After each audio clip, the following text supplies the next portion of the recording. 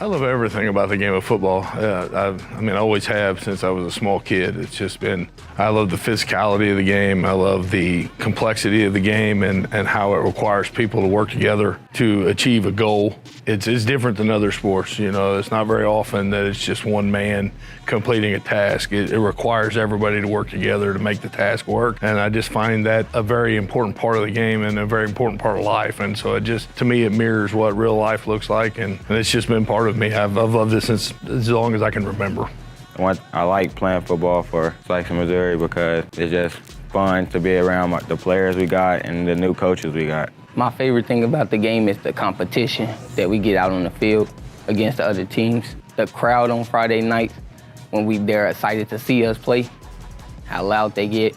Quarterback, you have to be the leader. Just like when I play baseball, I'm catching. That's the leader on the field. Quarterback, I got to be a leader.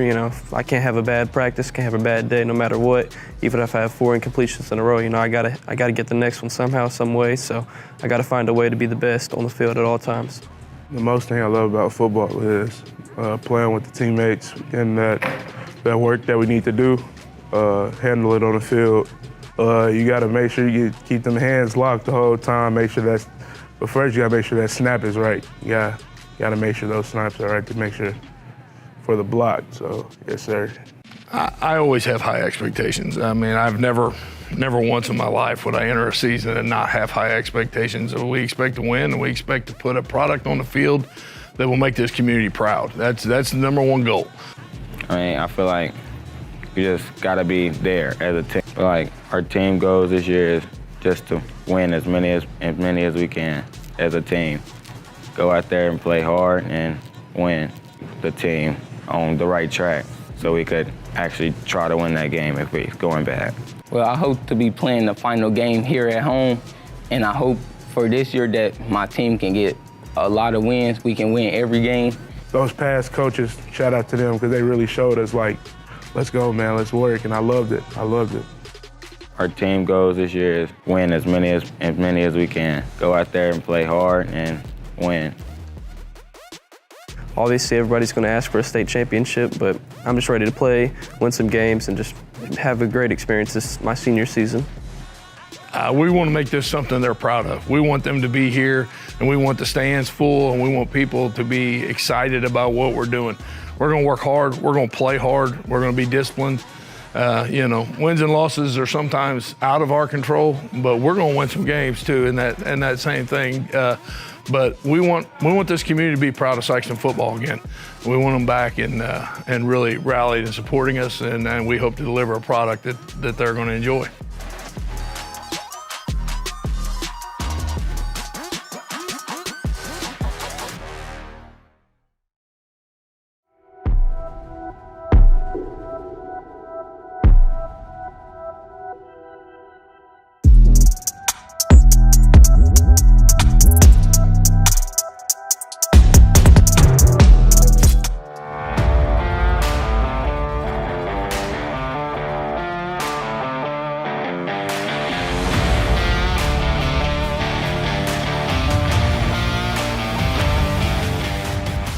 I think it's more than just being a better athlete. I think it's about making you a better man.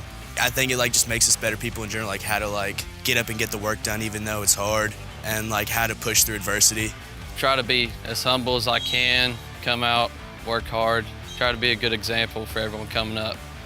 I think a lot of it's accountability, If one person skips, then another person does, and it's just kind of a domino effect. I think if everybody's here and doing their part, that's what builds the program from the bottom up.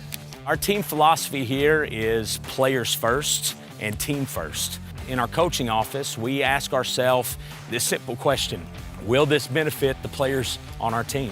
And if it does, then we'll do it. And for our players, we ask that they will measure every question against, will this help the team, any decision that I make? And then we base that off our 5 core values of hard work, embracing competition, accountability, relentless effort, and toughness. And when you put those together, that is an acronym for HEART, and that's what we want to play with, a lot of heart. Coach Jay, we've grown really close, being able to trust each other about what goes on the offense, have a good time around each other, and I've really enjoyed him being here. We bond really well, I think. After practice, it's kind of all laughs, jokes, one big family. I think he'd say I'm hardworking, extremely funny, super handsome. I have beautiful hair. But if you were to ask the kids how would they describe me, I think sometimes they describe me as upbeat and energetic. Sometimes I think they'd describe me as uptight and grumpy. But at the end of the day, I think they would also describe that Coach Jay is always going to be here. I'm consistent. I'm here every time the doors are open, and I'm here pushing them as hard as we can to try to build a championship. I hope to be in the Final Four of the state championship this year. I think if any team's going to do it soon, I think this is the one. For individual goals, I want to try and lead Class 3 in interceptions this year. I think as a team, I think it's to, keep making it through the summer, keep making good progress in the weight room and in summer camp, have a really good season, hopefully make it to state. I'd like to be first team all-conference this year. As a team, we're here to win, so that's our goal. Go as far as we can, win every game, play as good as we can, don't lose.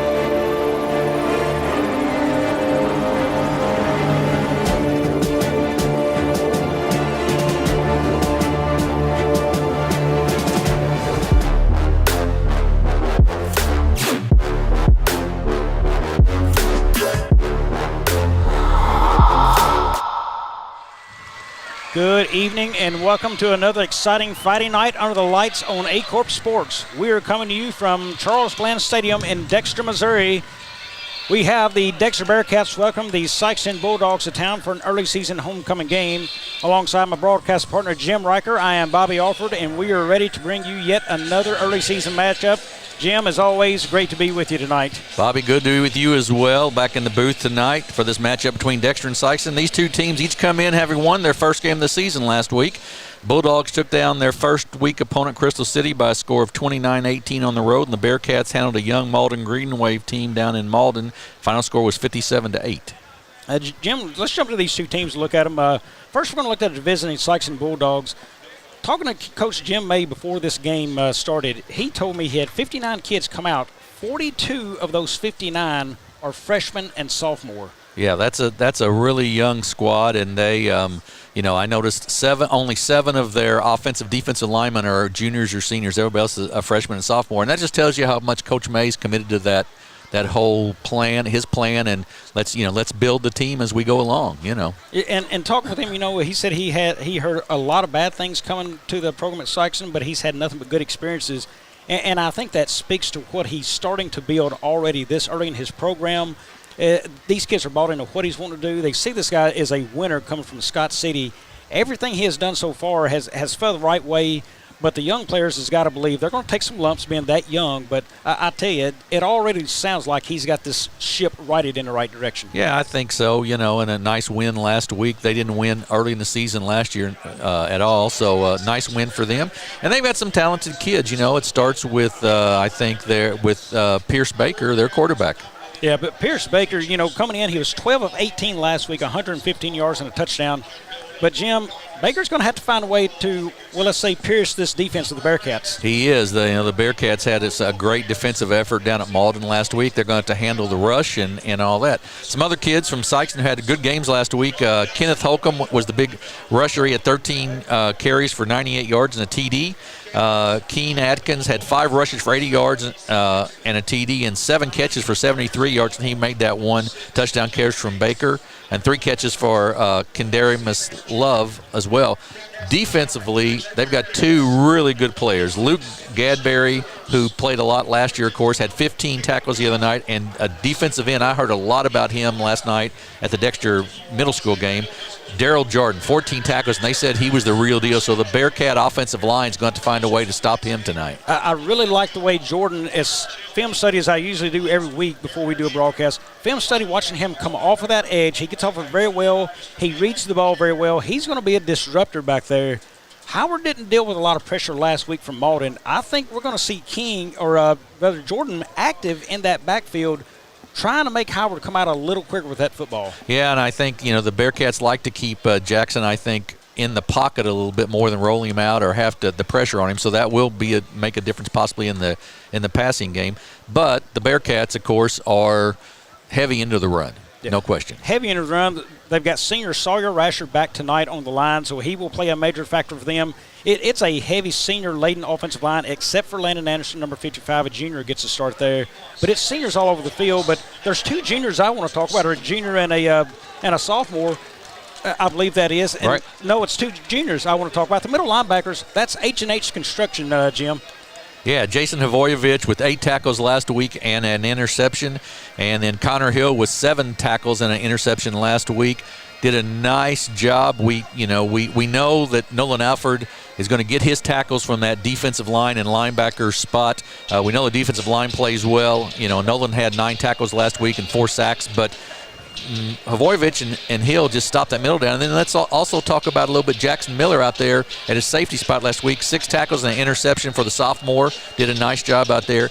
Offensively, you're going to see a lot of the running game for the Bearcats. Jet Graham's up the middle. Last week he had 7 carries for 101 yards and 3 TDs. You're going to see Devin Turnbow with the ball a lot tonight in his hands as well. He had 3 carries last week. Nolan Alford will carry the ball some. We might see Wernick carry the ball a little bit tonight as well. Langston Wernick, I would imagine him. And you told me before the game you had a little discussion. Lee Michael McDonald just really being held out tonight as a precautionary measure. A little tweak of an ankle last week, and they want him to be healthy for the rest of the season. Yeah, just want to make sure in that situation. What you're going to see, I believe, tonight is Langston Warnick will slide down into McDonald's spot there on offense. So it's going to change the wide receiver spot. Houston Nilly, I believe, is getting the start out there tonight at wideout. A little difference. How does that change the Dexter passing game? And how does that set up for Howard, who was very good last weekend, precise, putting some balls on the money? How does that change their game planning as we are ready for a kickoff here? It looks like number 78, Parker King, will be kicking away. That is I think that is 22, Jim, back to receive that kick. And looks like 36 is going to chase it down all the way to the end zone and in it for a touchback. So that's where it will be coming out to, I believe, the 25 for Sikeston to get the first possession of the football game. Yeah, a little confusion there with Sikeston on the kick return team. Marcus Sanders wasn't sure where he was supposed to be exactly or whether he was supposed to be on the field or not, I think. So as he was running off, Parker King just put it right past him into the end zone, and it'll be 1st and 10 for the Bulldogs starting from their 20 here to start the ball game. Real quickly, tonight's officials are Kelly Brown, Jeff Anglin, Eric Lambert, Alex Becker, and Matthew Carroll. Here's Baker in the shotgun. He gets a snap. He looks right, throws it out, and it is incomplete. Works on the coverage there, intended for number 3. That is Kadarius Love. Starting line, Michael Conway, Marion Pulley, Demarius Brown, James Hughes, and Adam Green on the offensive line. Green is a freshman, number 78, so you might want to watch him on that right tackle tonight. Jim, I said that would come out to 25, actually sitting at the 20-yard line. Here it is. Baker, he tosses an outside sweep to number 2 there. He is tied up by, looks like Turnbow and also Hill on the play. That was Helcom, who had the 83 yards last week and a touchdown for the out to the 25. So a pickup of 5, and it brings up 3rd and 5. Folks watching, Dexter folks, we will get you the homecoming queen announced in our first break in the action. Here's Baker again, looks right, throws it outside, complete. That is at the 20. He gets up to about a 2-yard gain, taken down by... Great job by Nolan Alford there. He just in coverage out there. Keene tried to put a move on him. Atkins tried to put a move on him. Nolan said, no way, I'm going to stay here at home. Made the tackle. Loss of about 2 on that pass, and it's 4th down and 7 for the Bulldogs. Jim, interesting you say there, the loss of tackle. Dexter lived behind the line of scrimmage with their defense last week a lot. They did. You're exactly right. Lots of tackles for loss last week. Punting situation, that is Turnbow back deep to, and that's going to go a short kick and out of bounds. Ooh. What a turn of events there for Sikeston as they thought they had a little something going, and then a kick out of bounds. Dexter will take over, waiting to see where they mark this football at. That punt was they started from the 23, and it's at the 30-yard line. 30, yeah, so a 7-yard punt it looks like. And Dexter will have it 1st and 10. You couldn't ask for a better starting spot right here. Jim, real quickly, the folks at home wondering, 2nd and 10 tonight, Alexis Sisk, 1st and 10 at Liz Bolin, and the homecoming queen was Pooja Majoria. So congratulations to those ladies. I'm sorry if I got anything wrong there, but here we go. Howard in the gun. He's going to have a power backfield set with Havorovich and Jet Grams behind him. Here it is. Hand goes to Graham up the middle. He's got it down to the 25 now, down to inside of the 20, trying to break free and gets it inside the 15-yard line for the Bearcats. Good run that time to start the game, and sort of a different look. I figured that Coach May and Sikeston wasn't really ready, maybe, or wasn't knowing that they were going to come on that power look. A pickup of 14 that time for Grams down to the 16, to the 14-yard line, and 1st and 10, and Dexter with a nice different look there. Yeah, chased out of bounds. We're going to credit that one. Chased out of bounds to number 5, Mason King. Bearcats back now. Regular formation this time. Grams is to the right of Howard. We're going to call it the regular, what they usually stay in. Here we go. Offered in motion. Fake hand. And that's keeper with Howard. And little bit of confusion, Jim. Howard was looking around. I'm not sure if that was supposed to be handed off or a design run, but that was a big loss for Dexter. As they were warming up today, Howard had a couple of times that he kept it on the run, so maybe that's a design play, but it was a big loss, as you said, of about 7 there, Bobby, and it'll bring up 2nd and 17. Tackle on a play for Sikeston. That was Marcus Sanders Jr., first man to meet Howard. 2nd and 18 to go now. Ball sits at the 22 for Dexter. Neely to the bottom of the screen in single coverage. Here is the hand back up the middle to Grams. He breaks free and going to get it down inside the 15 again. Looks like he is marked down at the 14-yard line. So that's going to be a pickup of about 9 there for Grams.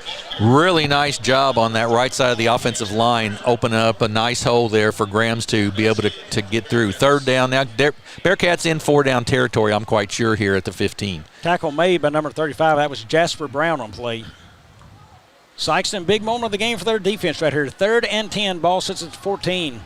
Howard back to the gun. He's got Neely at the top of the screen in single coverage.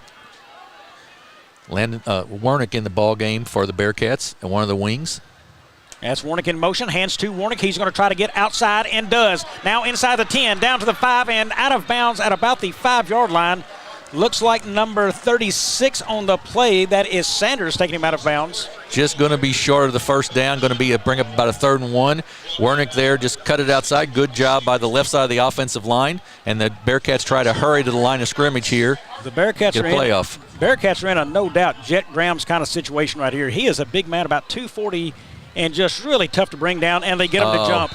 Great That's job. Be automatic. Great job right there by Jackson Howard. It'll be an automatic 1st down inside now to about the 3-yard line. Offsides. Good job. That's all the offensive line holding their ground, and the quarterback doing the cadence just a little bit different. No doubt. You'd think that's a design play. The Bearcats did a freeze right there, got their play to work on the jump. And now they've got likely 4 tries to get Jet Grams in this end zone. Yeah, you would assume right here you wouldn't be going outside much. This would be Graham's territory, no question. It's a good time to watch an offensive line to see if they get their push. There's a lot of meat on that offensive line for the Dexter Bearcats and experience. Offered in motion. It goes to Offered on the hand. He tries to bounce it outside. He gets there, trying to get to the corner and in. Touchdown, he does. Dexter! Nolan Alford's speed got him to the corner. He had to pick up 3 yards, and he does, and the Bearcats get in on their first possession of the game. I think everybody else was looking for Jet Grams as well, Bobby, and freed that up a little bit. Well, I certainly was in that situation. When I've got 3 yards to go and a big guy like that, me along with the Sikeston defense is thinking that's the guy getting that football. Credit Coach Chad Jamerson, and he did it on 1st down. If it didn't work, he could have still gone back to the big man to try to push it through. And let me tell you, Langston Warnick made a nice block to free that up. Parker King up and good. So the Bearcats convert all 7 points there on the board, 7-0 here on homecoming night, back in 30.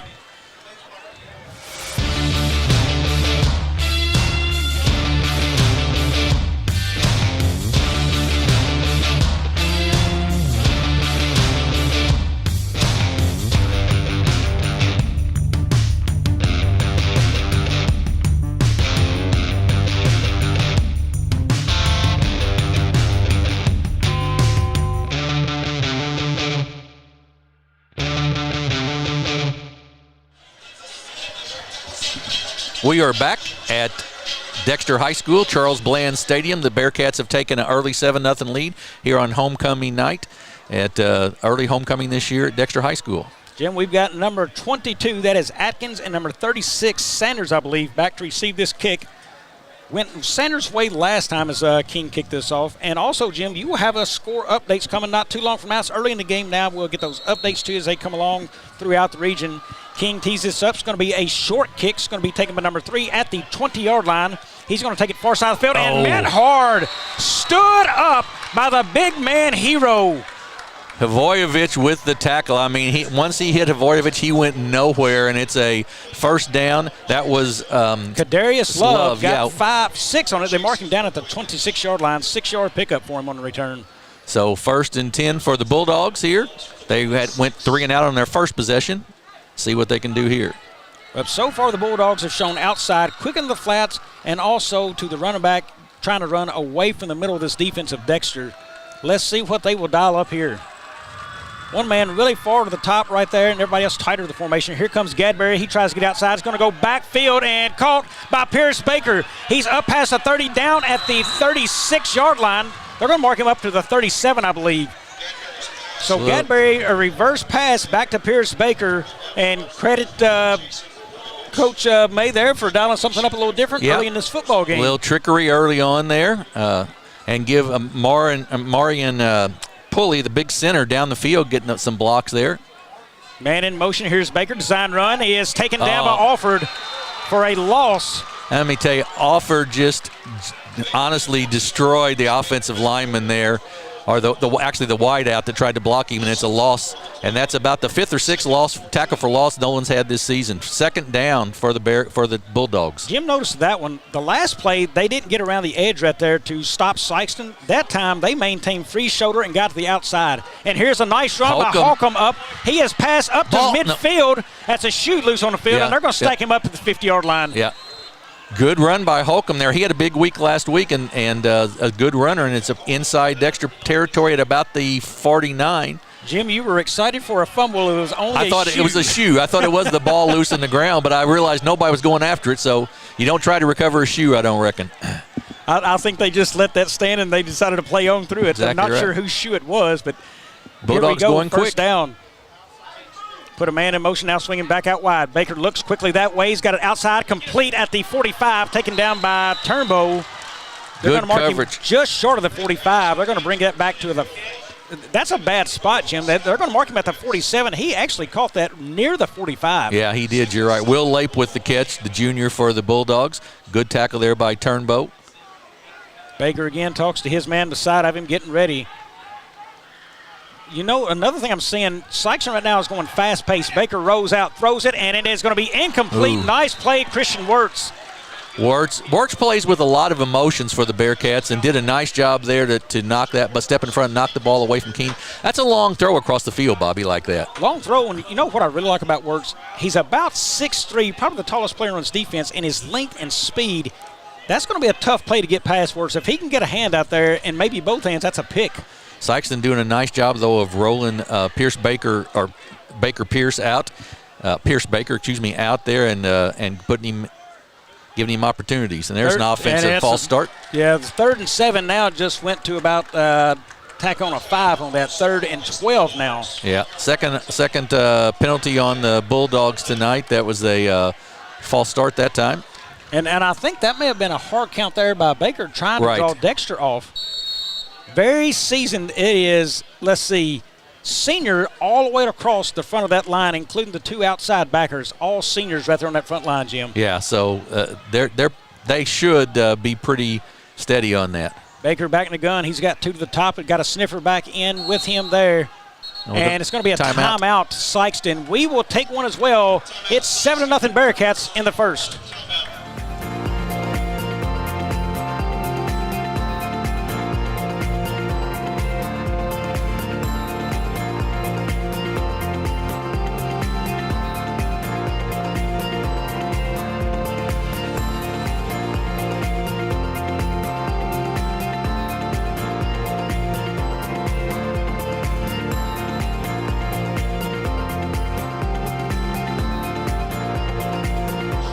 Passes, I don't think he will.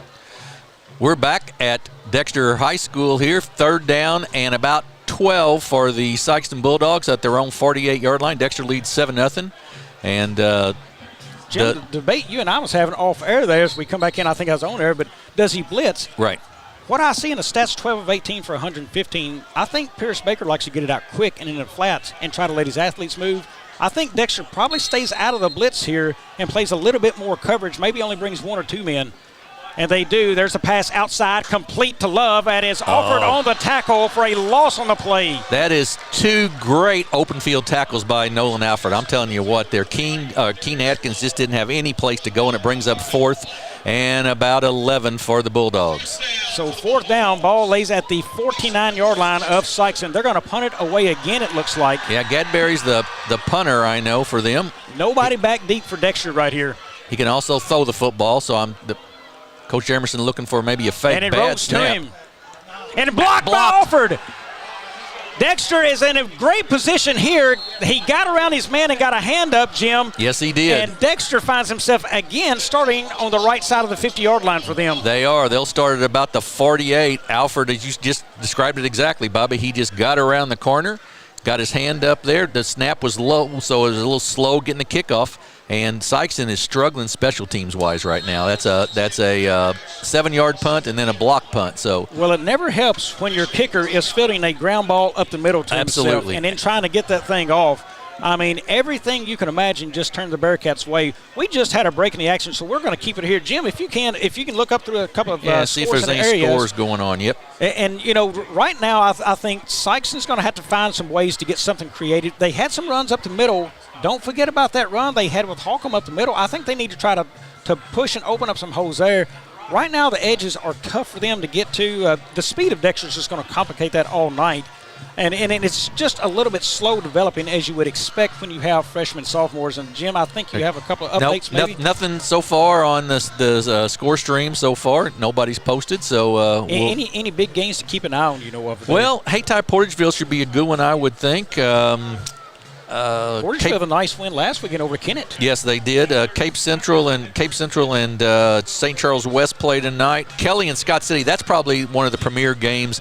That's a big rivalry. Those two teams know each other very well, so that's probably a big one as well. I think so. And that game plays importance to Dexter to watch film on. They play both of those teams later this season. We're back to action here. Howard in the gun. He has got a pistol formation with Grams behind him. Here is Turnbow in motion, hands to Graham up the middle. Nice hole there, and he is down inside the 30, plowing over people to the 25-yard line. He just said hello very quickly to Marcus Sanders Jr., but give the offensive line, that center and those 2 guards, a lot of credit. Man, that was a huge hole for Jet to run through right there. You watch this on the replay. The guards pulled and just opened up. That was Caden Lee that pulled. And Peyton Hartline was about 7 yards downfield by the time Grahams touched the line of scrimmage. Yeah. I mean, that is beautiful blocking by Dexter. Yeah, it really was. Here is Howard back in the gun. Same formation. He has got Neely to the bottom of the screen in single coverage. Nobody back deep, so a deep post route may be in the works for Dexter. Here's a fake hand, goes back to Grams, up the middle again. Makes a man miss. Nice cut. Inside the 10, down to the goal line. Give him 6. Touchdown, Dexter. And a really nice cut right there by the big man as he got to about the 10-yard line. One guy to beat. He just juked him inside and went outside and got the touchdown. Really nice move. He's got good feet for a big man.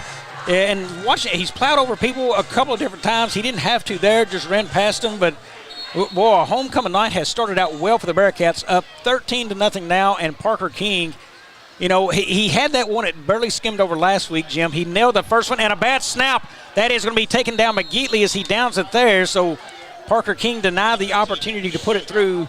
Bearcats still lead this one 13-0, 5:21 left on the clock in the first.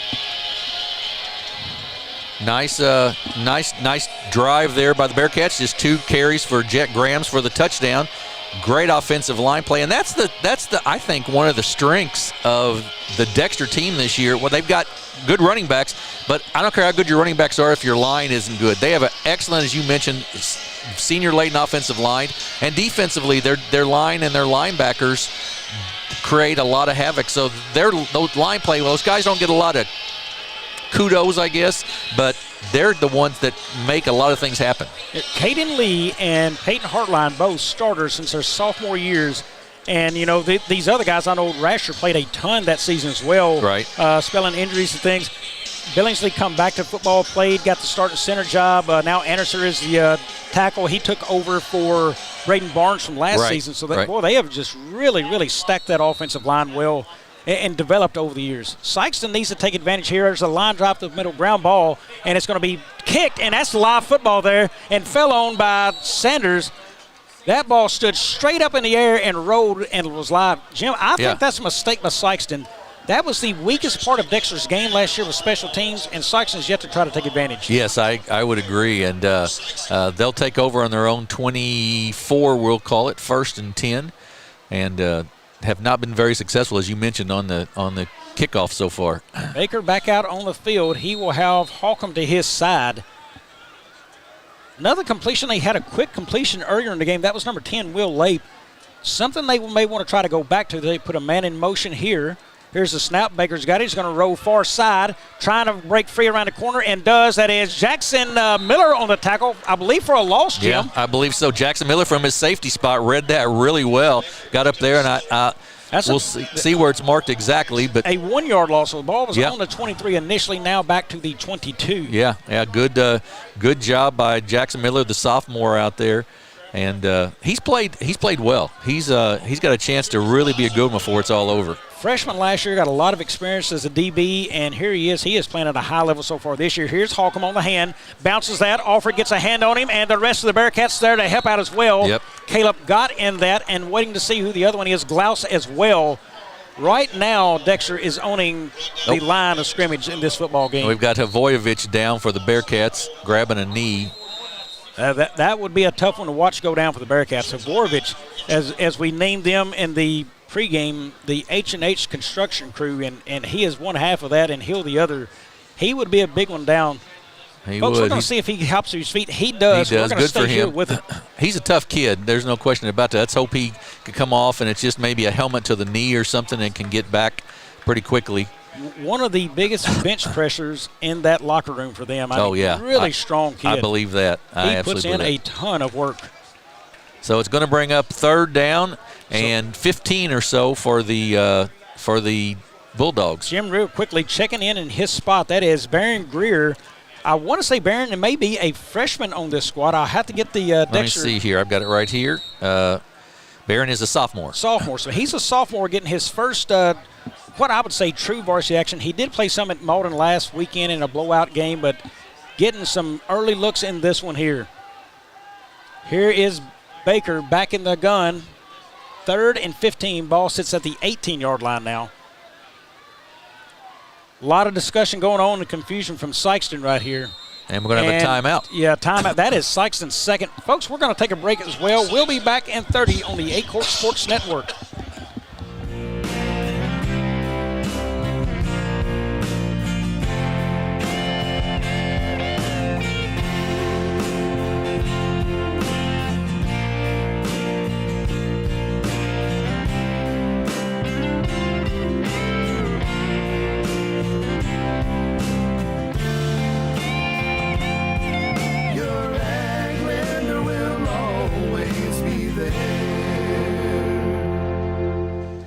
Welcome back to Dexter's. Bearcats lead this one 13-0. 3rd and 15. Ball lies on the 18. Jim, I see you skimming through. Any updates on anything going on over there? Not yet.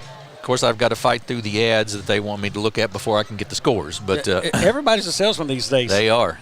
Here we go. Baker's in the gun. He's got Holcomb to his right.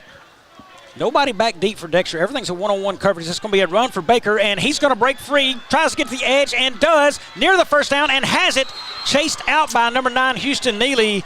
And that's just a breakdown for the Bearcats on the far side of the field there of not containing Jim. It was. Nobody got outside defensively, and a good job by Baker of seeing that, getting outside, and picking up a big first down.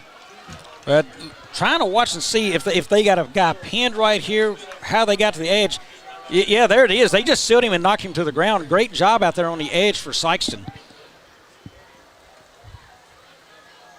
Looks like New Madrid is up right now 7-0 early in their game. Baker back to the gun. He's got it. Hands to Holcomb. He looks for a hole, and that is Logan Pullum stacks him up.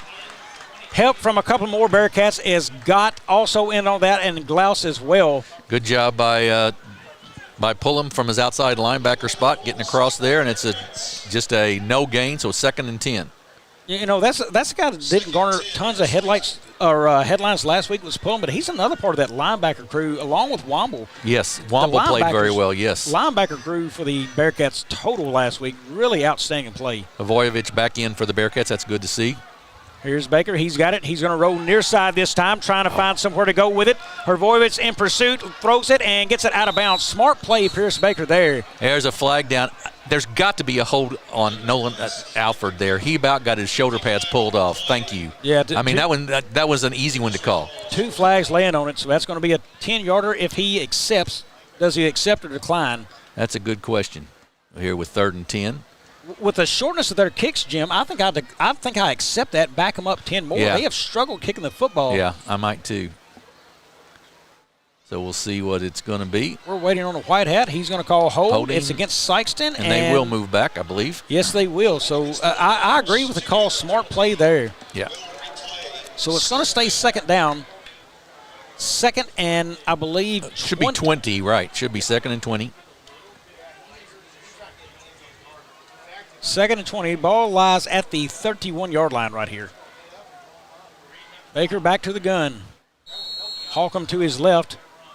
2 receivers at the top, 1 at the bottom. Baker looks. He's trying to pass. He does throw it, and it is tipped incomplete. Intended for number 3. That was Kadarius Love. Yeah. And once again, Wirtz there. That's about his 3rd breakup of a pass, I think, tonight already, Bobby. Good job defensively by Christian Wirtz. Well, they've got to develop that quicker and hit them coming out of the turn, and they've got to make sharp turns because Dexter's going to pursue that quickly and jump that route.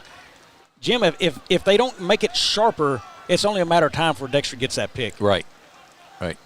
Here is Baker back into the gun again. 3rd and 20. He's going to look. He's trying to pass. He's pursued by Gott. More pressure. Baker running for his life and finally gets it off and throws it downfield and knocked away by, that is number 3 on a play, I believe. Note number 9, Houston Neely with the deflected pass.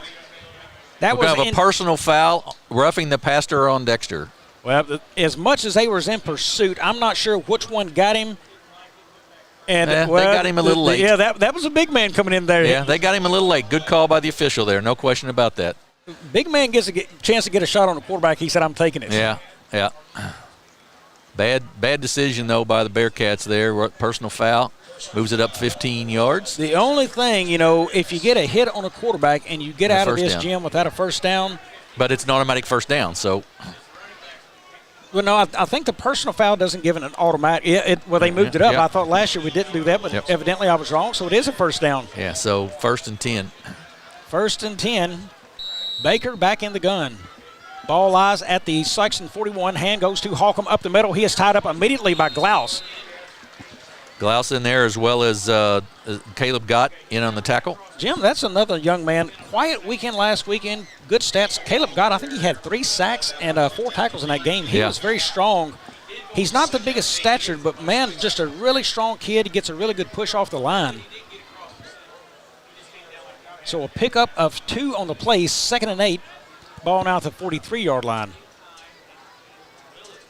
Here's Baker. He rolls near side, looks to pass, gets that off, and it is picked off by Turbo. He's got it to the 30, to the 20, to the 10. 5, 4, 3, 2, 1.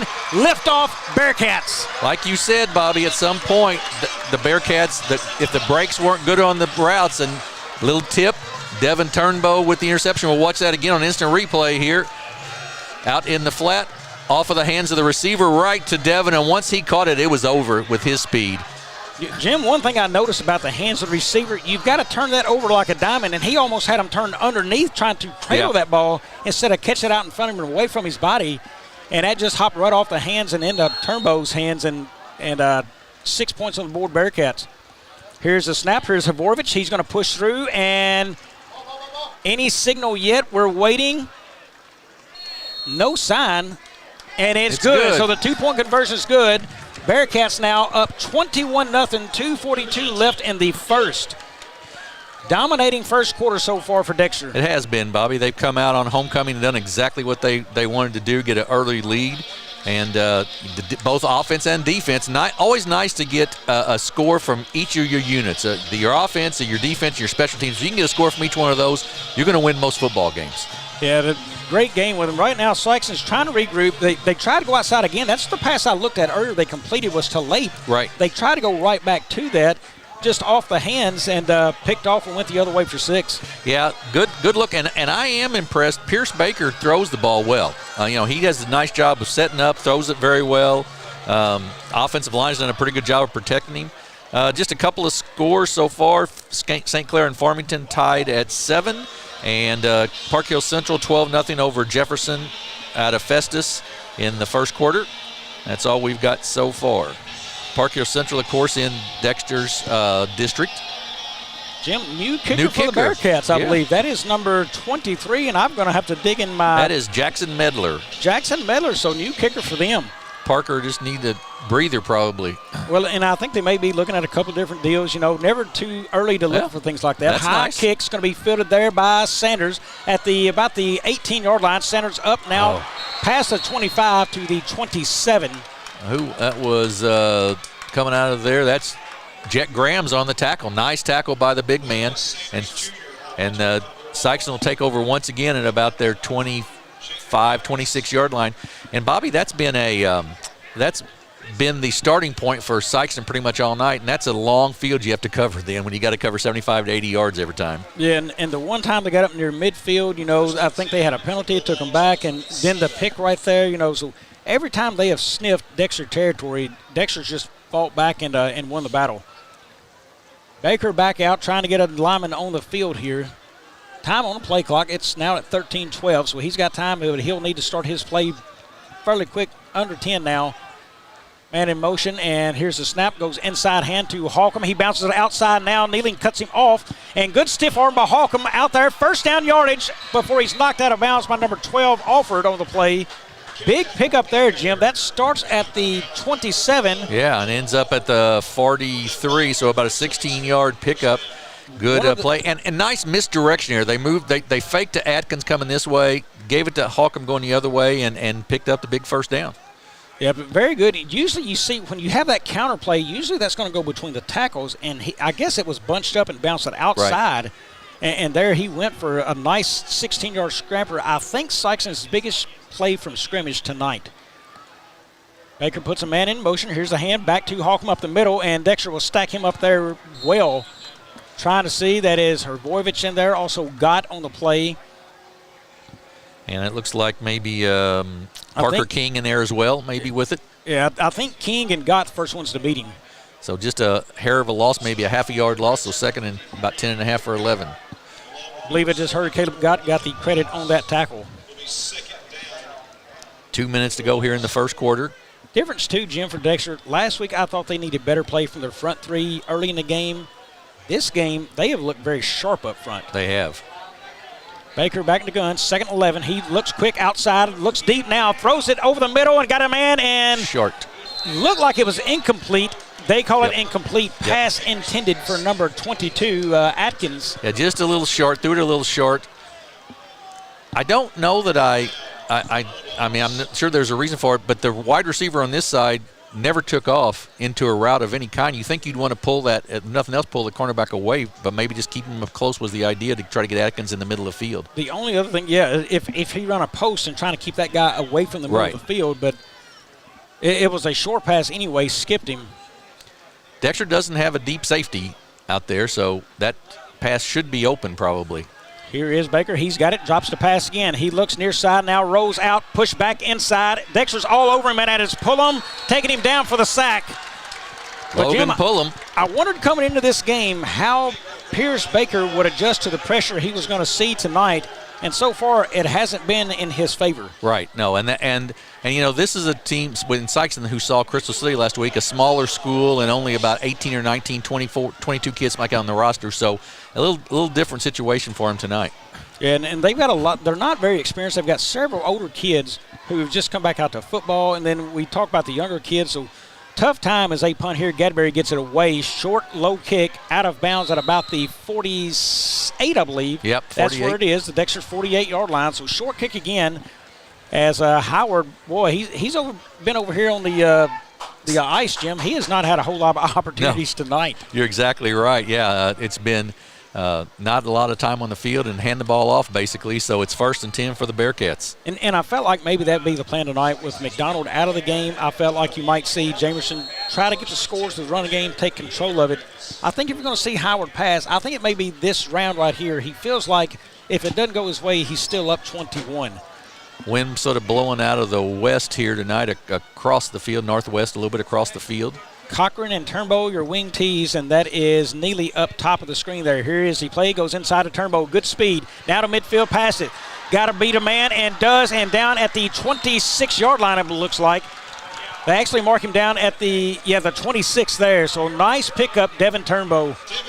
Good job once again. Good job offensive line, just really controlling things for the Bearcats. East Prairie and New Madrid County Central tied 7-7 with 50 seconds to go in the first quarter. I'm telling you, that was Peyton. No, that was actually Caden Lee.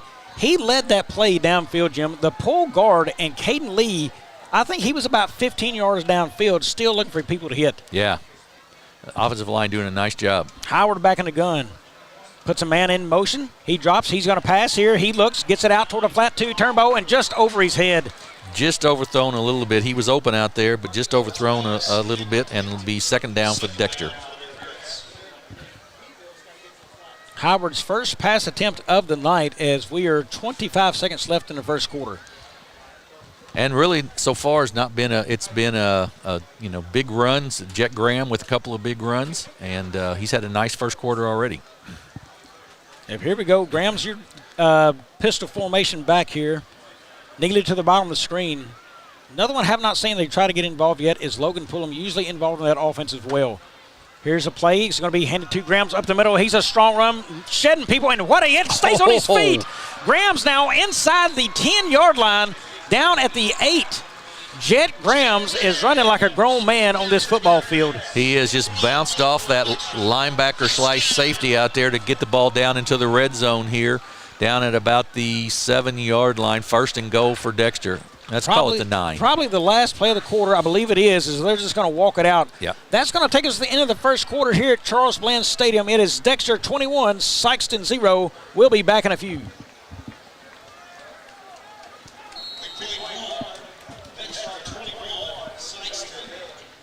What First State Community Bank means to me is it says it in its name, community. We're family, we care about one another, whether it's in our SEMO markets or we can reach out to someone in Farmington, Columbia. They're always there to assist. We are very customer focused. Our employees do a great job with listening to the customers. The tellers know 100% of all customers by their name.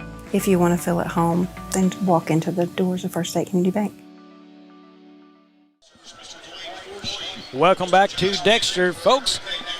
It will be super busy around Aycorp Sports next week. We will be bringing you 2 premier volleyball matchups on Monday and Tuesday. Then we'll be back under the lights on Friday night.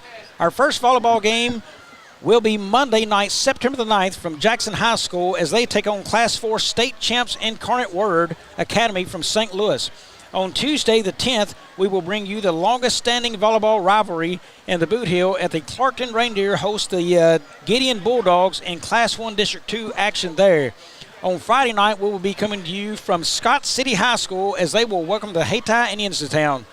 Follow our social media for Aycorp Sports and Aycorp Media for the links to all of our upcoming games. Jim, speaking of games, do you know anything, what's going on in the area so far? New Madrid County Central up 13-7 now on East Prairie after a big kickoff return. Park Hills Central up 18-0 on Jefferson. That's about all so far. Yep, matchup there next weekend for the Bearcats is New Madrid County Central, so they will get to welcome each other to the game. And here is Dexter now, 1st and 9 from the 9. Wing tees are Warnick and Turnbow. Deep back is Grahams. Here's the play, Howard. He's going to roll out. He's looking. Nobody yet, and it's going to throw it to the back of the end zone and picked off for Sikeston. That is Luke Gadberry on the pick. Good pick there by Luke Gadberry. Jackson Howard just tried to stretch it out. Probably one he should have just thrown all the way through the end zone, Bobby, and just taken the 2nd down. Yep. throw it back out and away right there. Nobody really cleared, and it was just, he tried to, I think he was trying to throw that to the back corner, and it just didn't quite get there on the run. Right. That's one you just want to throw away probably. It comes out to the 20-yard line, though, and Sikeston will have it there. Good play by Gadberry in the defensive backfield of the Bulldogs. And again, Jim, my prediction there, I thought Jamerson played it safe early on. He said, you know what, we've got a 21-point lead. I can afford if it doesn't go my way as it does there. Trying to make sure he's keeping kids involved, no doubt, as he wants that offense to click. Here is Baker, hands that off to number 22, and he is stacked up. Jim, there were several Bearcats in the middle of that. I'm trying to see, I think, offered and maybe got on the play. Yes, I think that's exactly right. Connor Hill was back in that area too, I think. But they're just controlling that line of scrimmage. I mean, just absolutely controlling what's going on that in that line of scrimmage. Now that was Atkins on the carry, loss of 5 on a play, so 2nd and 15 from the 15. Yardage has been tough to come by for Sikeston. Puts a man in motion. That's Gadberry. He fakes the hand, gives that inside. No, he's going to throw it deep. He's got a man, and that is incomplete just over his head there. Coverage on a play, Jackson Miller intended for number 22, Atkins. Yeah, good coverage by Miller out there. It would have had to been perfectly thrown, and it was a little overthrown, and it will come up 3rd and 15 now.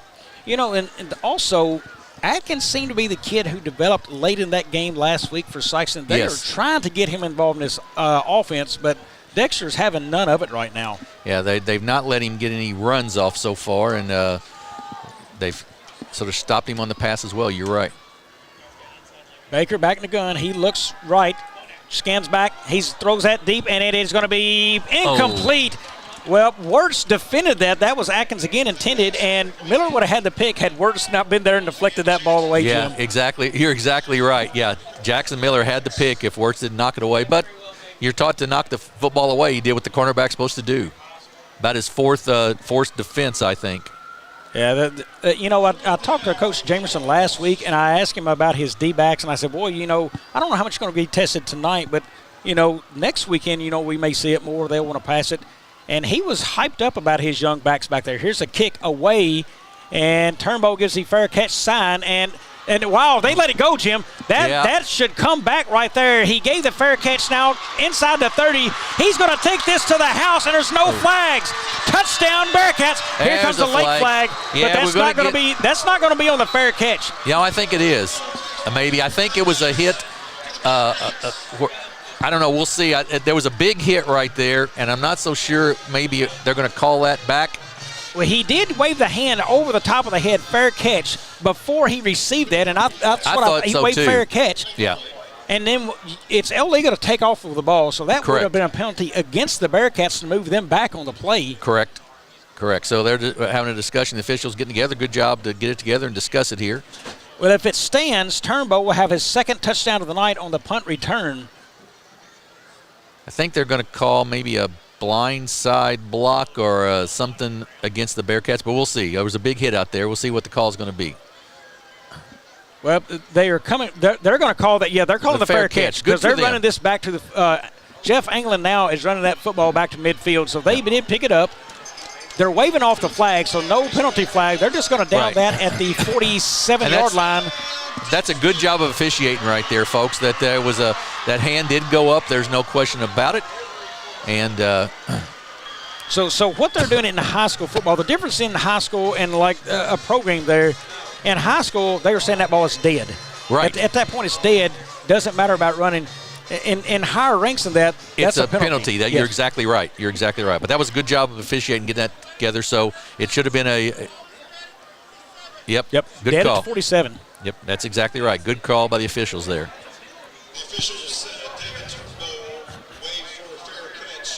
Yep, now announcing that over the top of the speakers. And now the Sikeston coaches beside us are saying the same thing you were saying, Bobby. It should have been a penalty. And that's what Coach May's asking, I think, on the far side of the field, too. And I guess that's a different rule. I don't know all the rules in high school football, but I'm guessing that's what they're saying is, you know, they see it as dead, and that's what he called on the field.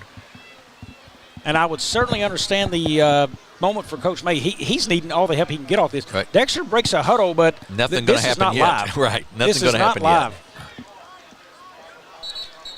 And he's going to reset. Here comes the flag. So now they are going to put the yardage on.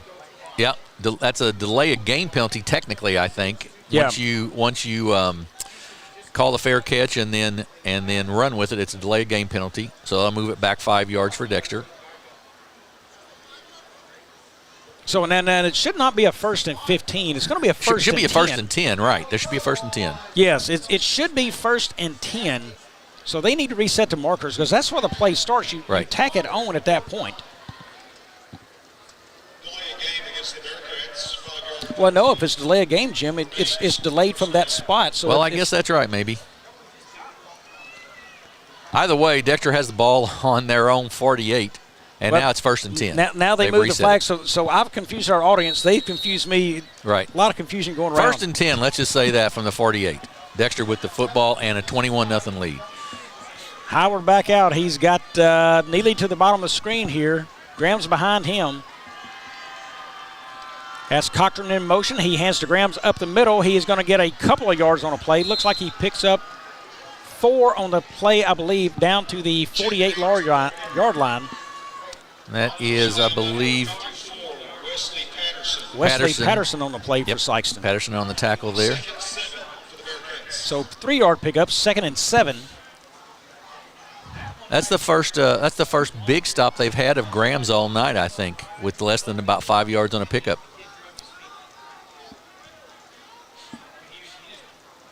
Here is Howard back to the gun now. Everybody in tight for Dexter. That is Alford in motion. Hands to Alford coming near side. He cuts inside now. Stiff arm to the outside. What a play. Now down to the 30 and taken down at, we're going to see he's at the 26-yard line. Boy, that was first down Bearcats. That was a nice stiff arm right there. You keep seeing Dexter, the decision made inside here, he cuts in. Jim, this is not just one kid. Many of the Bearcats, they know when to cut it inside, the outside. Their athletic ability of this whole team. Right. When you give the football to a kid, we saw a Turnbow earlier the way he cut inside and then bounced one. This team, and Grams as well, he's a big guy and you don't expect him to move like that, but you noted earlier he did that.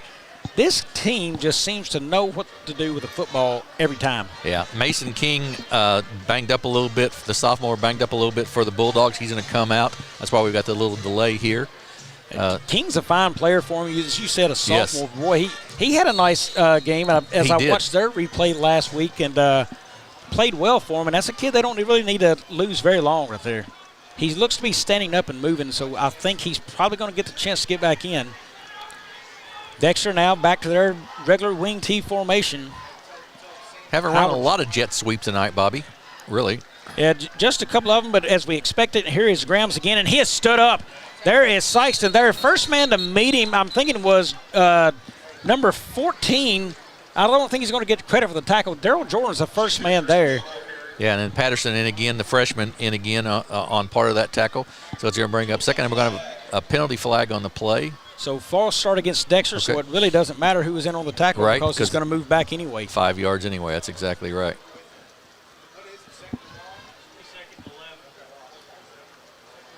So we'll see where that is marked at. Jim, I guess you will be traveling to Scott City with the crew next week for the Hayti game. I believe myself and Corey Sisk will be up there, and the group will be up there next week at Scott City. Corey's itching to get out. He had some knee surgery, so he's ready to get going. I want to say that's the first time we've had Hayti on Aycorp Sports. I believe it is, in football for sure, yes. Yep, so first time to premiere Hayti Indians on Aycorp Sports football for them, so looking forward to that. I will be at my kids' game, but I will also be checking in on that game as well. So I will be tuned in to you guys. And I'm assuming you'll be giving us updates, score updates. I sure will, but I think you'll have them as well, probably on the score stream as we have that going. Different formation look here for the Bearcats. Graham is next to Howard instead of behind. That is Warnick in motion. Pass by Howard. He is outside to Alford. Got it now inside the 20. First down yardage. Inside the 15 and fumbles, but it's out of bounds. So should stay with Dexter. Stays with Dexter. Looks like the ball is down at the 14 is where they're marking it out at. So that's going to be about a 15-yard pickup on the completion to Nolan Alford. Good job letting it develop. Same thing as last week. Howard got that out to Alford on time. And I can't tell you enough about the timing of a quarterback. When you're coming out of your route there and the turn and you're just looking up and football's there, it gets you upfield. Howard has been excellent on that play. He has. He has made things happen. You're exactly right. Really something he has keyed on this year. Here he is. He's got Grams behind him. Warnick in motion. Hands to Graham up the middle. He blows that through, and touchdown, Dexter. Jet Grams again. Dexter powers their way into the end zone. He just ran over Marcus Sanders a little bit there, and a big touchdown for Jet Grams. I think that's his third, if I remember correctly, tonight. Well, Dexter has muscled their way all over this football field so far tonight. 27-0. Bearcats, see how they line up here. They're trying to look, got a different little look there. That is Will Geatley is the quarterback in there, and it's a direct snap to Havorovich, and looking for the call, and no signal yet. He's touchdown. In. So he's in. So 2-point conversion is good. 29-0 Bearcats on this one. We're going to take a 30-second break, see if we can get some scores back to you. Back in a few here. Hey, Big Cat. Good game Friday. We need those highlights cut by the end of the day if you could do that for me.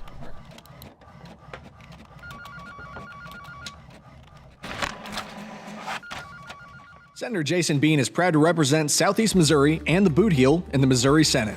High school football is a positive avenue for our student athletes to build character, compete, and grow. Senator Jason Bean wishes all our student athletes and coaches a successful season. Have you got anything? Yeah. We're back at Dexter High School. A couple scores from around the area. St. Genevieve leads University City 14-0. Farmington at home over St. Clair's 14-7 in the second quarter. 18-6, Park Hill Central over Jefferson. And here it's 29-0 Dexter with 8:17 to go in the second quarter, Bobby. Well, Jim, let's run down real quick for Dexter what's at stake, and we'll get into this as we get going. They're first in their district right after week one. A win is 20 points for the win, 10 points for a larger school, so that's 30 points. And then margin of victory is another 10, I believe. So there's 40 points at least on, and that's a big hit for Dexter there. That is Rhett Womble on the tackle, and that is Sanders running the football. So at least 40 points on the board for Dexter to pick up right here this week. Right, exactly right. So going to be 1st and 10, and for the Bulldogs, that was Parker King again that time on the kickoff. Also, East Prairie leads New Madrid County 14-13. Yeah, I did not pick up where he received that kick from, as I was rudely discussing districts when the young man got it. But, you know, and Sikeston, if it stays like it does, 29-0, if they lose, they only lose 10 points on this, you know. Right. So 10 points there, so with a loss. They would like to see some action, though. Here is Baker. He rolls out near side, looking for an opportunity, throws that, and incomplete, intended for Atkins. Yeah, a little short. Good coverage once again by, can't say enough about Christian Wirtz's coverage tonight. He's been just outstanding. Yeah, he has, and the lack of ability for Sikeston to separate. And, you know, Jim, that play is similar to what Dexter runs probably against a lot in practices. You know, they love that little tight end dump out there, or the tight end rollout to the side. A lot of times you see that's involved. They probably see that play every day in practice, and Sikeston's running it. So I think the Dexter defense should be very well accustomed to defending that play. Baker back in the gun again. Puts a man in motion. That is Atkins. He hands to Holcomb. He tries to bounce it outside and does. Cut off there by Wirtz and trips him up. No. Christian Wirtz is having a fantastic night. I think only his first tackle, but the pass breakups, the defense he's played, and that tackle there. Another tackle for loss, too. I don't know how many they've had of those tonight, but they've had a number. Rhett Womble going to come in to give Logan, pull him a little breather. And just a ton of tackles for losses. Loss of one on the play. The ball lies at the 29-yard line. Keep an eye on number 42, Rhett Womble. He made my eyes open at the Jamboree and again last weekend at Malden. He's number 42. He's going to be the outside backer to the bottom of the screen. He absolutely loves to get after our quarterback. Here it is. Baker Rose far side.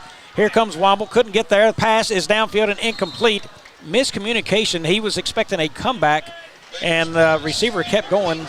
Intended for number 10, Will Late. So bring up a 4th down and probably a punting situation for the Bulldogs. Interested to see here. I'm guessing I saw Turnbow come off the field earlier, and Jason Comfort talking to him, and I'm sure he is telling him, you can't raise your hand right there. He had a chance to return it.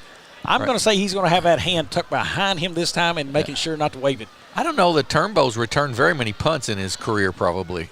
Good athlete, though. Great speed. Yeah, absolutely. Gadberry, high kick, Good and punt. Turnbow's going to let it go. And it'll Good bounce kick. Look at forever. that. Inside the 20, now bound inside the 10, inside the 5-yard line to the 3-yard line as it rolls dead.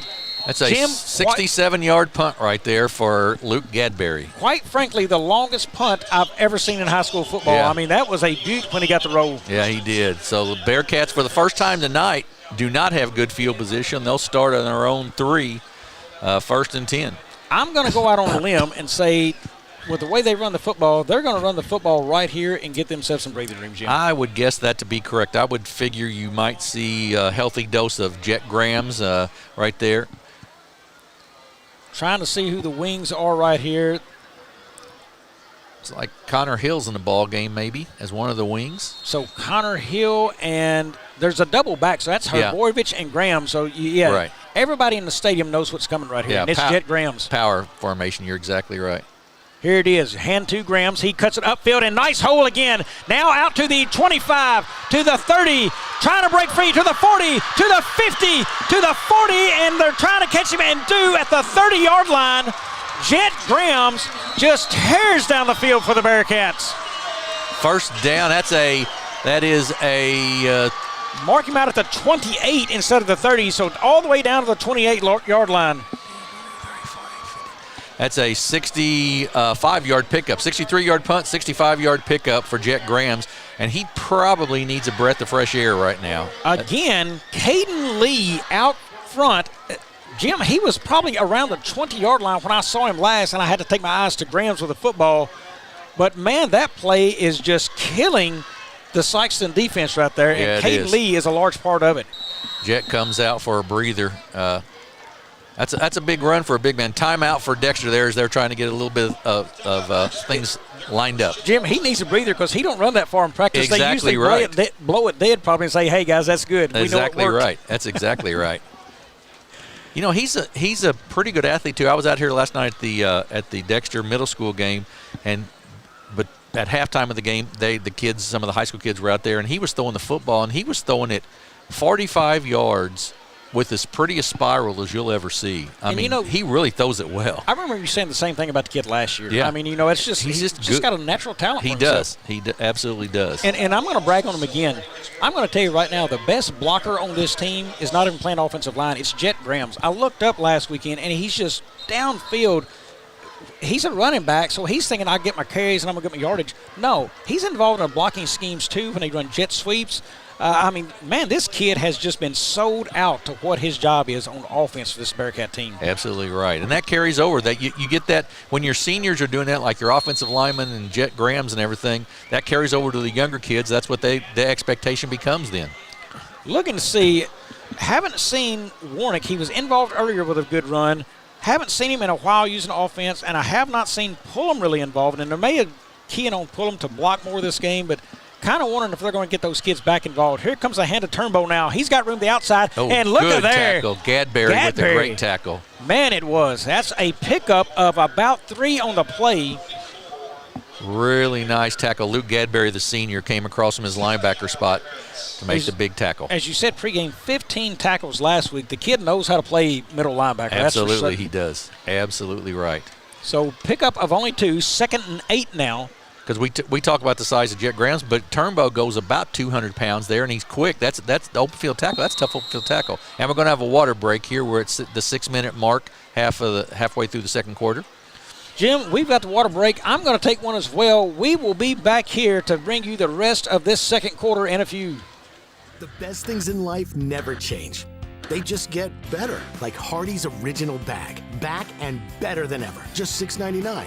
Mix and match any 2 full-size favorites. A juicy charbroiled double cheeseburger, melty hot ham and cheese sandwich, or crispy hand-breaded chicken tender wrap. Any 2 plus fries and a drink, all just $6.99. Hardee's Original Bag, loaded with handcrafted goodness. It's the greatest meal deal for your buck. Welcome back to Dexter. Folks, at Aycorp Sports, we are always looking to innovate and bring you interesting and exciting takes on high school sports in Southeast Missouri. In that vein, we present you the CMO Sports Zone podcast. Andrew Moore and David Jenkins host a weekly discussion on high school sports and more. The premiere episode debuted on Monday of this week and was a great kickoff to the new series. This podcast will drop every Monday morning at 7 a.m. Look for CMO Sports Zone with Drew and Dave at the Spotify, Amazon Music, and the CMO Sports Zone YouTube channel. Jim, that caused quite the stir in Dexter this week, and a lot of people took note of it. Yes, they did. There was a lot of discussion. I understand that it was played a couple times in the locker room this week, and but it's a great podcast. I heard Jameson had that on full rotation yesterday in that locker room. One of those supposed to hear that. Here's Turnbow, doubles switch back to Warnick. What a cut! Now Warnick bounces outside and taken down from behind. That is waiting to see who gets up out of that pile. Jim, I still can't. I believe that was number 24, which is Jaden Wiley, a junior, and did a nice job there. Brings up 3rd and 5. Little double reverse, something we haven't seen so far from the Bearcats. Yep, new look there. So 3rd and 6, ball lies at the 23. Howard back to the gun. And they move early. That's going to be Anderson out there on the edge. Yeah, false start on the Bearcats. You know, Jim, with the Dexter folks taking notes of the CMO Sports Zone, do you think they're going to be tuned in 7 a.m. to see what they have to say about Dexter this week? They might, very possibly. I'll tell you what, those guys, Drew and Andrew and David, do a really nice job on that podcast. If you haven't listened to it, you need to. But Jenkins has been around this area for a long time watching sports. So, and the cool thing about that, Jim, he's been around so long. He has knowledge of different coaches, their styles, right. Relationships. He can actually get information. Absolutely. I mean, a wealth of knowledge there. Howard back in the gun here. 3rd and long. Here we go. Fake hands. Howard looks. He throws it over the top. There's Pullum. He's got it inside the 20 now. Stiff arms. Tries to cut it back. And, wow, Pullum almost fumbled that football and grabbed that thing and pulled it back in. And I believe he's going to have a first down to about the 17-yard line. You'd mentioned that Pullum hadn't been involved in the offense. You watch the replay here as Pullum just gets off his block, gets open there against the zone, and gets enough yardage to get the first down. It's stiff arm. I'm trying to check that jersey number. Is wrinkled up. Is either number 8 or number 9. I don't know if that was McGill or Cooper Wilson. Jersey a little wrinkled. It's the middle linebacker there by the official, Jim, and I can't get the number. Or maybe it's just my eyesight. I believe that's Cooper Wilson, maybe. We're going to say Wilson. Here is Grams. He takes that up the middle of the field again. The middle of the field has been very, very wide open for Dexter to run the football. Yeah, it really has. Once again, but just off the guards and tackle. That's number 5, Mason King, on that tackle for Sikeston. Sawyer Rasher in there, of course, was out last week. He threw a big block there. 6-yard gain, so it's going to be 2nd and 4. Ball lies at the 11. So a nice block there by Caden Lee and by Zach Billingsley. So 2nd and 4.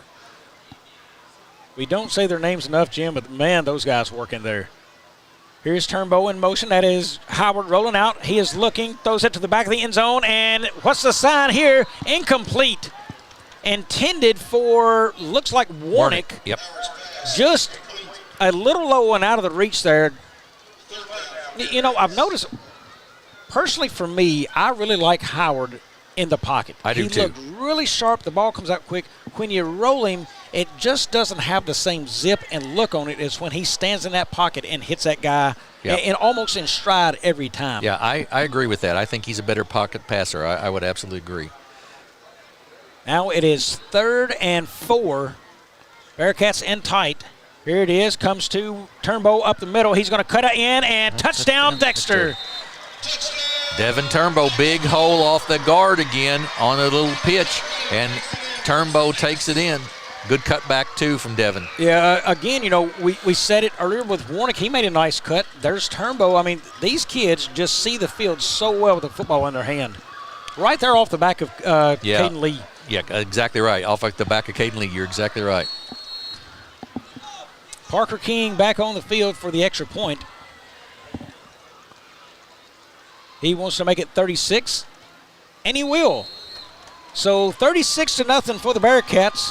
They lead this one. Jim, let's take a look and see what's going on around the area of particular note. You know, Park Hills, they didn't exactly put it on a weaker Owensville team last week. They did come away with a win, but that's one a lot of folks around in Dexter I know is paying attention to. Sikeston's got some games coming up. Well, Poplar Bluff, I think maybe their next opponent coming up. That will be one they're interested in. Yeah, I think that's right. Paragould leads Kennett 8-0 in the first quarter. That's the first one I've seen of that. I was trying to look here. Sikeston, I think, next week has Cape Central at Cape Central. So Cape Central, yes. And, they're one of the powerhouses in the area, no question. No score from them yet. So really not a lot of scores being reported so far, because I don't believe every game's 0-0 this far along in the games. I don't believe so either, and I'm going to tell you that Cape Central group up there, they are some kind of fun to watch. Extremely talented and athletic. Yes, they are. You are exactly right. Until they get to meet up with Cardinal Ritter, and then they may be brought back down to reality, because that team is, yeah, you just got too many Division I athletes on that team. Yep, here we go. That is Atkins picking up the football around the 22-yard line, taken down by the Bearcats at the 34. And that's where the Bulldogs will take over there. That's number 5, Baron Greer on the tackle. We called him earlier in the ballgame for a couple plays at the linebacker spot. Well, I'm sure Barron was hoping to get in on a couple of those plays while he was in there. Did not get the opportunity, but thankful for the chance, Jim. Absolutely right. That's exactly right. Packed house, standing room only tonight here at Charles Bland Stadium for a homecoming. And you knew it would be with Dexter and then Sikeston not far away coming over for this game. I didn't see an empty seat one available when this thing started. No, that was a big crowd. You're exactly right. Baker gets it out of his hands quick to Gadberry. There is Pullum quickly to meet him, and a couple more. Connor Hill as well. Baron Greer end on up. No, yep. That is Houston Neely. I thought it was a 5 and it's a 9. Connor Hill, as you mentioned, Connor Hill in there. Pullum got a little high on that tackle to stop it from being maybe a little less of a gain even. Yeah, if he hits him around the hips, that is a tackle for loss right there. Right, exactly right. They will work with a 1-yard gain on it, so 2nd and 9. Ball lies at the 36. Clock ticks under 1:30 here in the second quarter. Let's see if they decide to put it back in the air and as the Bearcats bring pressure. Here it is. Snap. It's going to be a direct run for Baker. He bounces it outside and is going to be pushed out there by Devin Turnbow. Looks to be a pickup of about 3 on the play. Ball will be at the 39-yard line. Clock stops with 1:07 to go here before the end of the first half. So 3rd and 6, likely a passing situation for Sikeston. Jim, I'm thinking quick hitter to the outside and see if they can get upfield for 6 for the first down. Yeah, I think that could very well be right. They'd like to pick something up here certainly before halftime. And it will stop the chains. The only other thing, Holcomb has had a few good runs up the middle.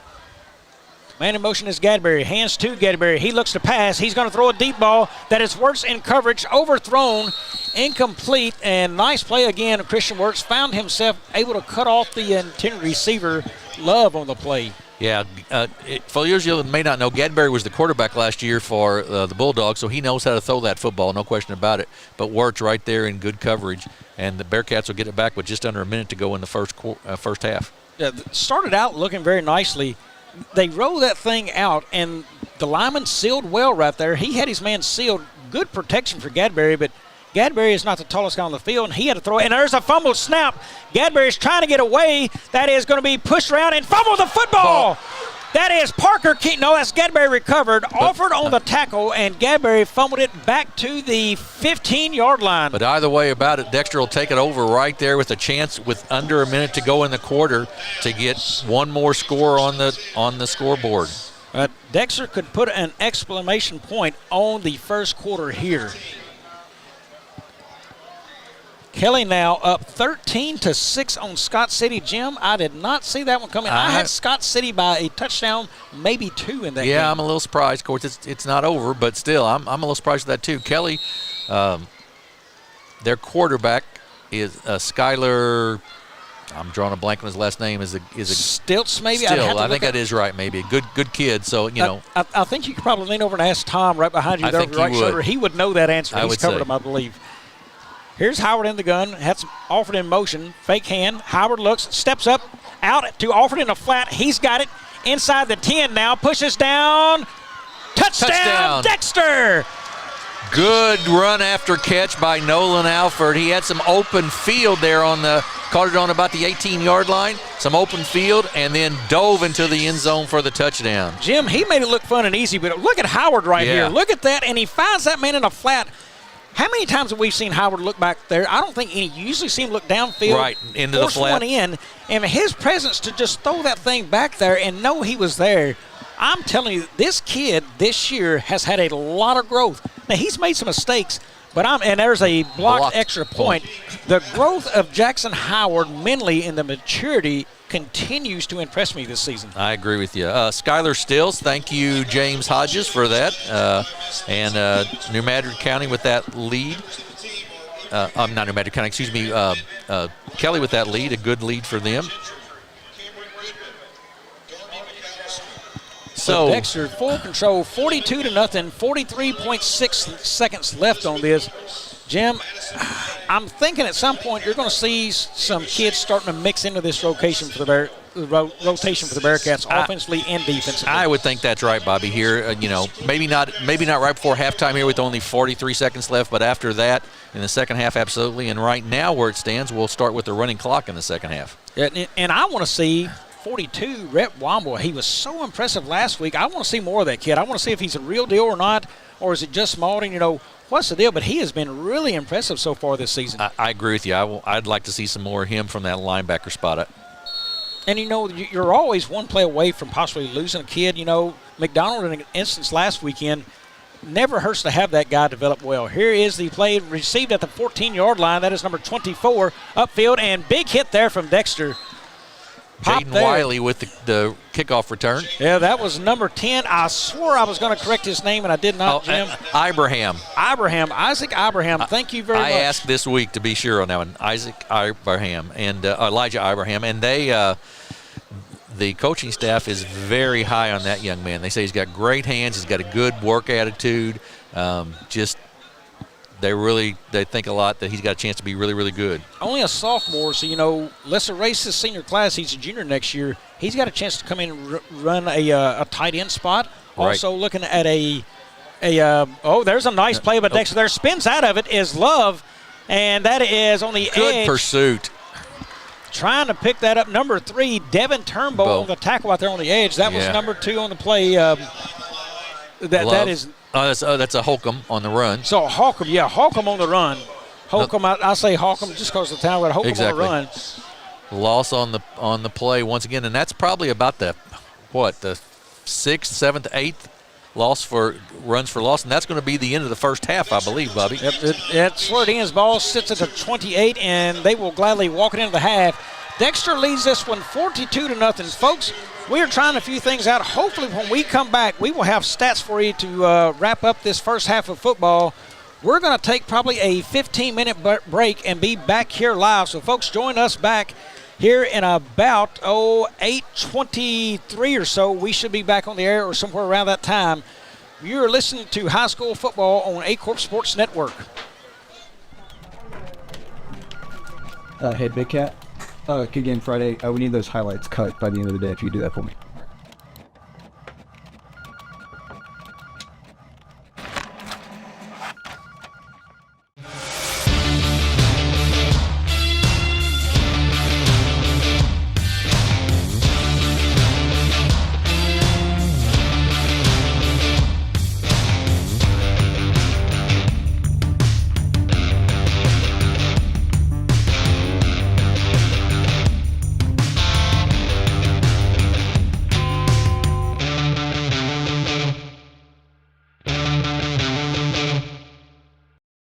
At Young Real Estate, we understand the importance of face-to-face interactions. Our experienced agents are here to listen to your needs and personalize your home buying or selling experience. But we also recognize the power of technology. Young Real Estate offers virtual showings, allowing you to explore properties from the comfort of your own home.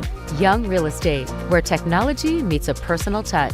Your dreams, our expertise. Contact us today and let's make your dream home a reality.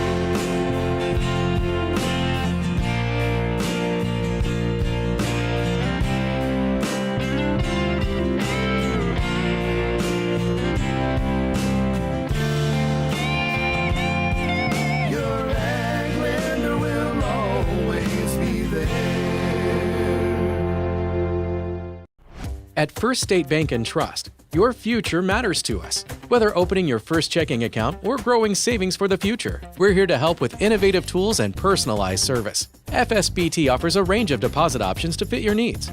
For nearly a century, we've been committed to the financial needs of our local customers. Secure your future with a bank that's been trusted for generations of families in Southeast Missouri.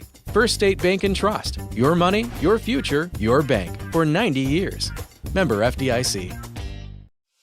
What First State Community Bank means to me is it says it in its name, community. We're family, we care about one another, whether it's in our SEMO markets or we can reach out to someone in Farmington, Columbia. They're always there to assist. We are very customer focused. Our employees do a great job with listening to the customers. The tellers know 100% of all customers by their name. If you want to feel at home, then walk into the doors of First State Community Bank. The best things in life never change. They just get better, like Hardee's Original Bag. Back and better than ever. Just $6.99. Mix and match any 2 full-size favorites. A juicy charbroiled double cheeseburger, melty hot ham and cheese sandwich, or crispy hand-breaded chicken tender wrap. Any 2 plus fries and a drink, all just $6.99. Hardee's Original Bag. Loaded with handcrafted goodness. It's the greatest meal deal for your buck. Senator Jason Bean is proud to represent Southeast Missouri and the Boot Heel in the Missouri Senate. High school football is a positive avenue for our student athletes to build character, compete, and grow. Senator Jason Bean wishes all our student athletes and coaches a successful season. Do you need personalized merchandise? Trying to celebrate the season of that big state run? Then Juju Promotions in New Madrid has you covered. Whether it's heat presses, screen printing, or embroidery, we always have an option that will leave you satisfied and looking your best. With seasonal styles and plenty of accessories, there's something here for everyone. So come in and shop around. You'll be welcome with a smile and leave more fashionable than ever. Call us at 573-748-4040 or visit us in New Madrid.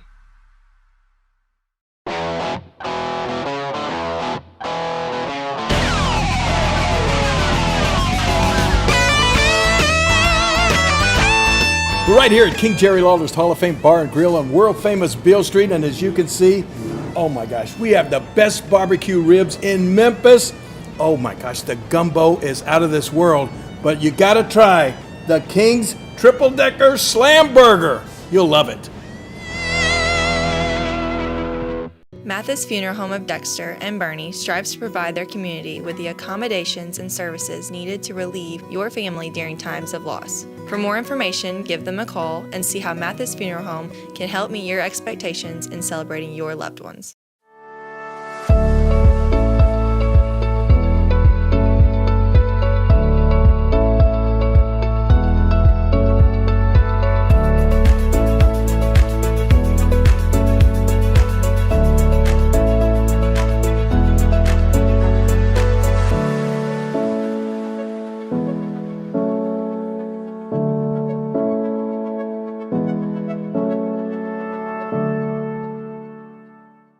My name is Kevin Rossville. I'm a farmer from Prairie County, Arkansas. Been farming since 1991. Started farming with my father-in-law when I got married. We've been raising rice ever since. We've all been looking for something for a change for years. And I think this 263L is going to be the next and up-and-coming thing for us. It's really going to work well on a lot of different ground and a lot of different farms around here. Dynagro 263L, available exclusively at Nutrient Ag Solutions. At SEMO Health Network, we strive to provide caring and affordable health care while making our patients feel welcome in our warm and friendly atmosphere. With locations throughout Southeast Missouri, we provide medical, dental, OB, and behavioral health services to anyone and everyone that may need it. Visit SEMO Health Network for your wellness exams, COVID and flu vaccinations, lab services, dental exams, counseling, and more. For more information, visit our website and let SEMO Health Network take care of you.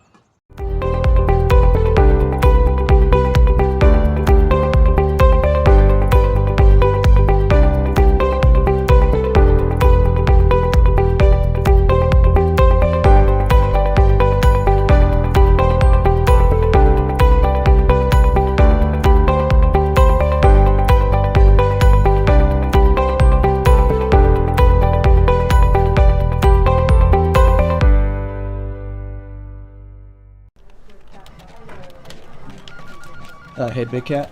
Again, Friday, we need those highlights cut by the end of the day if you do that for me.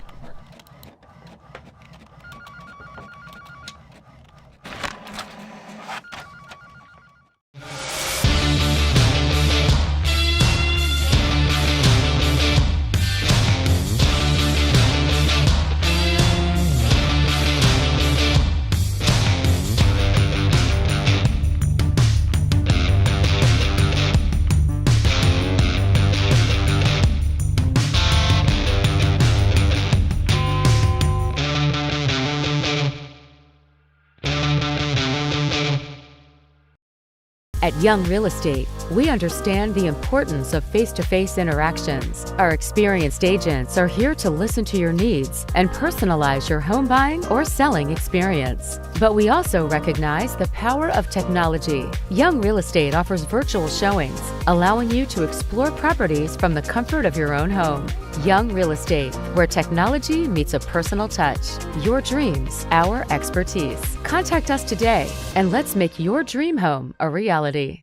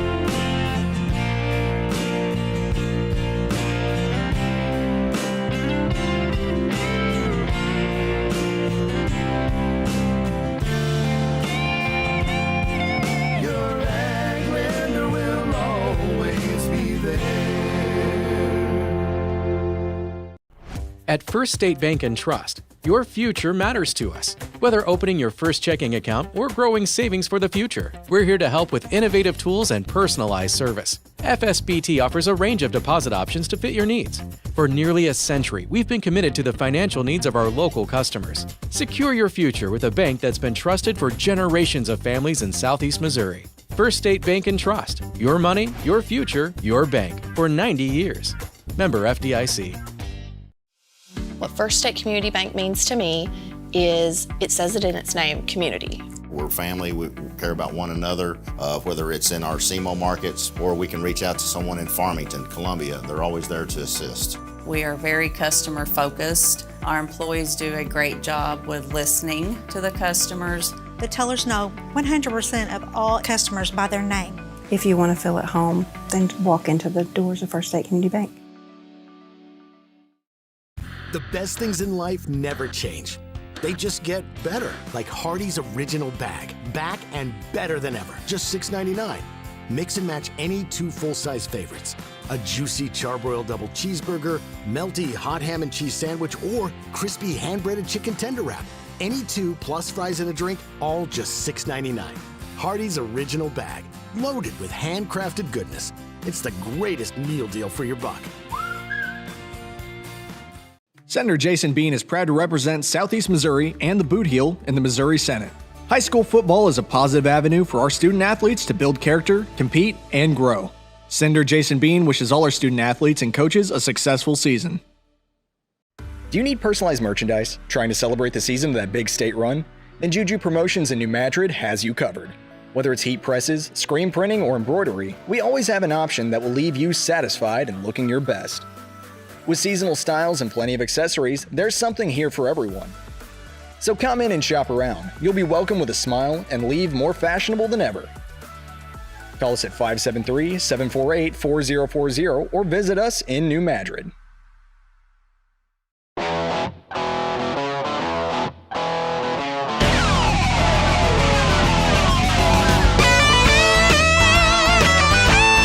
We're right here at King Jerry Lawler's Hall of Fame Bar and Grill on world-famous Beale Street, and as you can see, oh my gosh, we have the best barbecue ribs in Memphis. Oh my gosh, the gumbo is out of this world, but you gotta try the King's Triple Decker Slam Burger. You'll love it.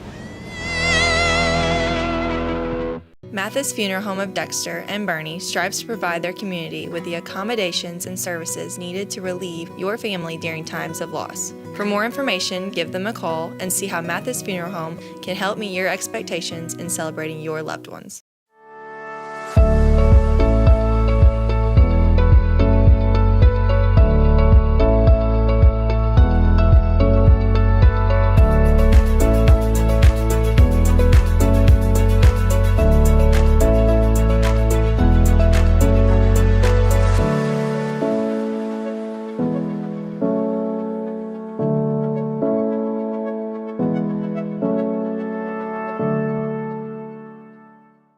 My name is Kevin Rossville. I'm a farmer from Prairie County, Arkansas. Been farming since 1991. Started farming with my father-in-law when I got married. We've been raising rice ever since. We've all been looking for something for a change for years. And I think this 263L is going to be the next and up and coming thing for us. It's really going to work well on a lot of different ground and a lot of different farms around here. Dynagrow 263L, available exclusively at Nutrient Ag Solutions. At SEMO Health Network, we strive to provide caring and affordable health care while making our patients feel welcome in our warm and friendly atmosphere. With locations throughout Southeast Missouri, we provide medical, dental, OB, and behavioral health services to anyone and everyone that may need it. Visit SEMO Health Network for your wellness exams, COVID and flu vaccinations, lab services, dental exams, counseling, and more. For more information, visit our website and let SEMO Health Network take care of you.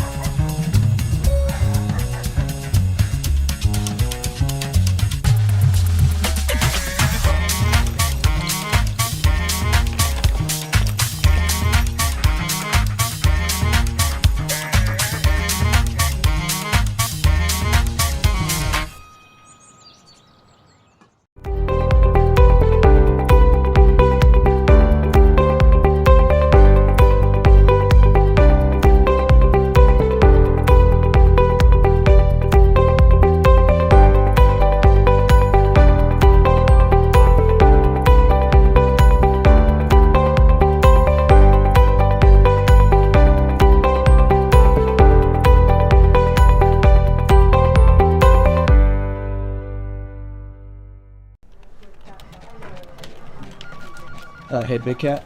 Again, Friday, we need those highlights cut by the end of the day if you could do that for me.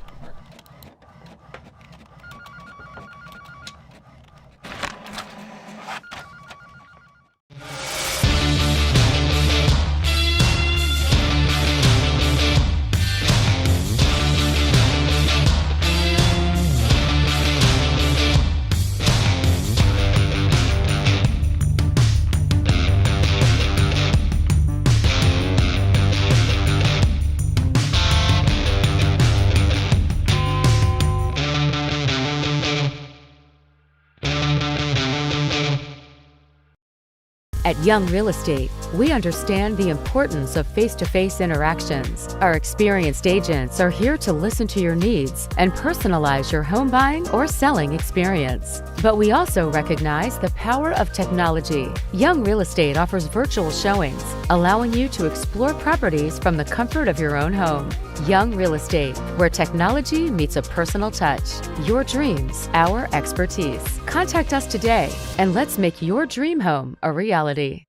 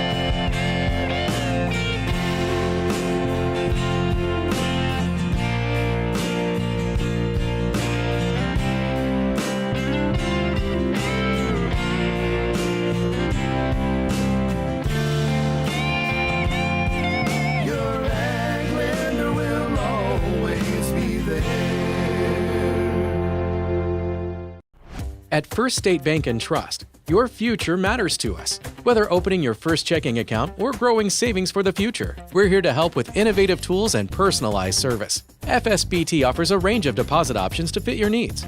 For nearly a century, we've been committed to the financial needs of our local customers. Secure your future with a bank that's been trusted for generations of families in Southeast Missouri. First State Bank and Trust. Your money, your future, your bank. For 90 years. Member FDIC. Welcome back to halftime here at Charles Glenn Stadium in Dexter, Missouri, where the Bearcats lead this one 36-0. It has been all Bearcats so far, Jim, as we will check the scores around the area. Right now, Park Hill Central leads Jefferson 30-6. That game is in the second quarter, and sorry, folks, I need to get on my glasses where I can see this a little easier. Also, St. Genevieve leads University City 20-0. New Madrid and East Prairie. East Prairie leads that 14-13. Paragould right now over Kennett. That still shows the first. That's 8-0. I'm sure that must change. No score on Charleston Chaffee. Scott City and Kelly. I did get a report there. Scott City had pulled ahead 14-13. I believe that one is at the half. Nothing right now on Crothersville Malden. Also nothing on Chaminade and Poplar Bluff. That's all the scoring updates I have, I believe, Jim. So, but Portageville over Hayti 14-0 at halftime. Okay, I do have that over one. Hayti 14-0. You know, Hayti's putting up a little fight there. They felt like I think I read the article in SEMO Ball where the Hayti felt like they were starting to see the light at the end of the tunnel of turning that program around. Yes. Especially last weekend, they got a few things going. But I think you've got a few stats for us to go over on this game, Jim. I do a few for the Bulldogs. 9 rushes for Kenneth Holcomb for 24 yards total. 5 rushes for Pierce Baker for 5 yards. Gadberry, I believe, had 1 carry for about 6. So far, I don't think our stats are exactly right on the passing. 14 attempts, though, for Pierce Baker. We've got it at -3 yards. I think he's had a couple of completions longer than that. Of course, 1 interception there, returned for a touchdown. Well, I think he had a couple that went for negative yards on the passing, and that I think he went backwards on some Oh, of that's those. true. That is true. You're right. So then for the for Dexter, we've got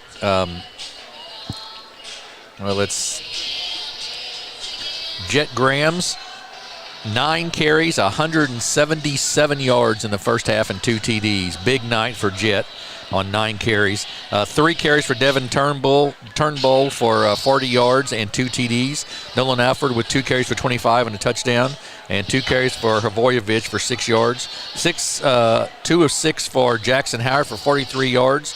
One of those a 30-yard touchdown to Nolan Alford, and then the other catch to Logan Pullum of 13 yards. So the Bearcats have really lots of yardage on the ground. That's about 200 and close to 250 yards on the ground there in the first half. And did we have the run by Langston Warnick earlier in this game? I know he had a nice run earlier on the That's right. south end of the end zone. Yeah, and I do not have that one. You are exactly right. I do not have that. So Langston had one in there as well. I can't remember the yardage on it, but you know, it seems like Dexter's done whatever and whenever they've wanted with the football on the ground. Yeah, pretty much. I mean, if they've wanted to run it up the middle, I mean, they've stopped, Sikeston has stopped Dexter a couple of times with Jet Grams up the middle, but in general, he's had his way there. If they want to run the sweep, they've been able to do that as well pretty much. So, yeah, they've done pretty much whatever they've wanted to do on the ground. And defensively, Dexter has really controlled the line of scrimmage between the linebackers and the defensive line and not given Sikeston the opportunity to get anything going offensively. Yeah, I think Caleb he got at after last weekend. He's getting after again this weekend. Glauson there as well on that. And for an exception, a time or two, the edge guys and Alford and Pullum, they've set the edge well, Jim. I think those guys are contributing there. You look in the backfield, the job Works has done this evening.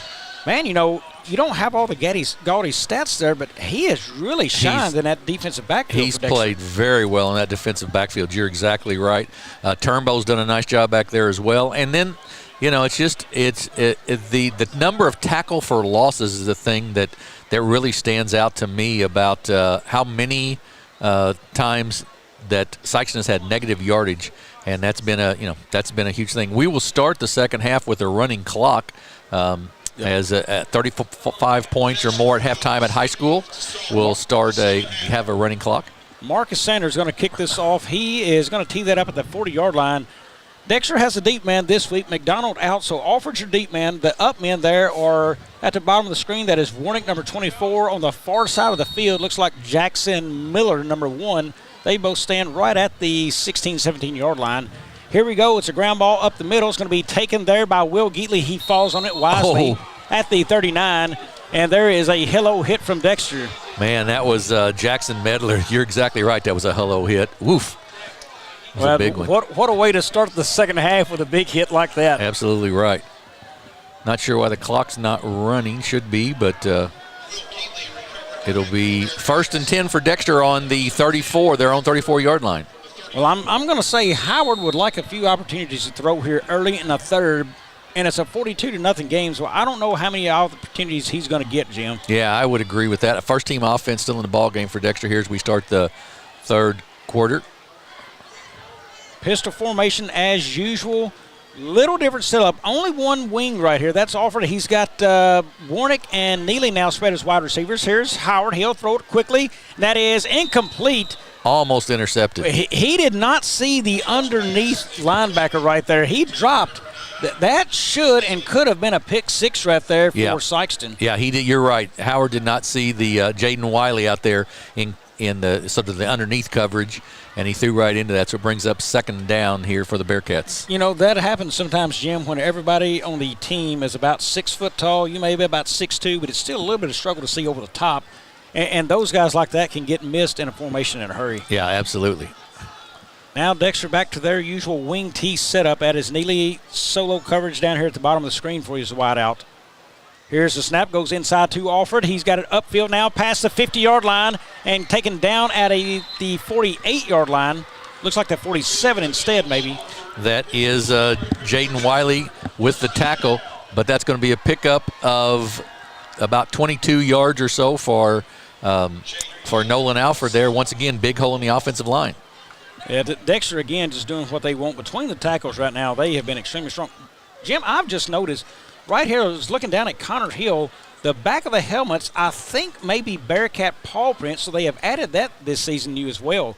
Here's Warnick in motion. Howard drops back to pass. Man in his face, tucks it down, and he's got green grass to go. Now past the 40 for the first down. Pushed out by Gadberry at about the 29-yard line, I believe. Boy, good job of recognition by Jackson Howard right there. He ducked underneath. You'll see here on the instant replay, he ducks underneath the pressure that comes through him, and then he sees the open field, and he's got 20 yards there to run and takes advantage of it, goes down. Gadberry runs him out of bounds at about the 29. I think Howard's been so well protected this year, he's a little bit surprised to see somebody on the other team right there with him. Yeah, I think that's exactly right. Good pressure that time up the middle by Sikeston. They would like to see a little more of that. Grams now comes near side or far side there to Howard. Here is Cochran in motion. Hands to Riley Cochran. He fumbles it. It's on the ground and picked up there. Can't see yet who come up with that football. Number 55, Landon Anderson, recovers the fumble. Yep. So going to bring up 2nd and about 14 for the Bearcats. That's about the first offensive mistake of any kind the Bearcats have made tonight, Bobby, quite honestly. Yeah, and Coach Jameson's giving some kids some opportunities right there, and Riley Cochran, and he didn't come out the way he wanted to, but trying to mix in kids again, that's a person stepping into that spot of Lee Michaels right there. Howard now has it 2nd and 13 from the 33. Alfred in motion, fake hand. Here's Howard. He looks, throws it over to Pullum. He's got it. He is past the 25 now, covers up well. Tackle made by number 24, I believe. That's Wiley again, a pickup of 8 on the pass. So it'll bring up 3rd down and about 7 or so for the Bearcats. Wiley quietly having a nice night for Sikeston. Elijah Ibiram in the ball game for Dexter at the tight end spot. Yeah, Pullum made a catch. He comes out. Elijah Ibiram in. Maybe just a tad of a limp little gimpy, yeah, as he walks down the sideline. Yeah, really cool deal with the stickers on the helmet. Notice on Logan has some as well. They're nice touch from Bearcats this year. Here comes a fake pitch. Oh, what a play. That come back around to Warnick, and not fooled is all is number 54. That is Wesley Patterson, the freshman for Sikeston, making the play. Man, that was a nice defensive play by Wesley Patterson right there because the deception was really, really good, but Patterson stayed right at home and made the tackle. Yeah, the deception had me going for a minute trying to keep up with it, and Patterson stuck right with that football. So it brings up a 4th down for the Bearcats, 4th and about 7. Jamerson decides to go for it. Running room has been plentiful, but Sikeston sniffed one out on the last play. They need to do it again here. That is Neely to the top of the screen. That is also Warnick tucked in on the slot. Here's Howard. He drops. He looks, surveys, throws that outside, and tough play over the top of Warnick. Really not a whole lot of areas to throw the football there on that one. So Sikeston stands on defense. Turnover on downs as Pierce Baker will come out for his first possession here in the 3rd quarter. Yeah, good job there by the defense of Sikeston, the backfield in particular of Sikeston. Yep. Back to work looking for some kind of positive traction is Sikeston. They'll have Holcomb in the backfield alongside Pierce Baker. Clock once again not running, and I think it should be, but and they wind it there, so it starts at 7:02, and that's just the play clock. Here it goes. Baker rolls right. He looks, kicks that outside, and broken up. Nice play, Logan Pullum. That is intended for number 14, Daryl Jordan. Yeah, good job there by Pullum. And the pass coverage for Dexter has been just terrific tonight. I mean, because Pierce Baker is not a bad throwing quarterback, but that was a really nice job once again by the Dexter Bearcat defense. Yeah, not at all. I mean, he did what he needed to do there. Jim, excuse me just a second. Caden Hart in the ball game for the Bearcats, I see for about the first time. And here is big hole for Holcomb, but he's tripped up there. Good tackle. Let's see who makes that. I believe that was Devin Turnbull. That was Devin Turnbull. Saved a touchdown right there, probably. But a big first down for Sikeston.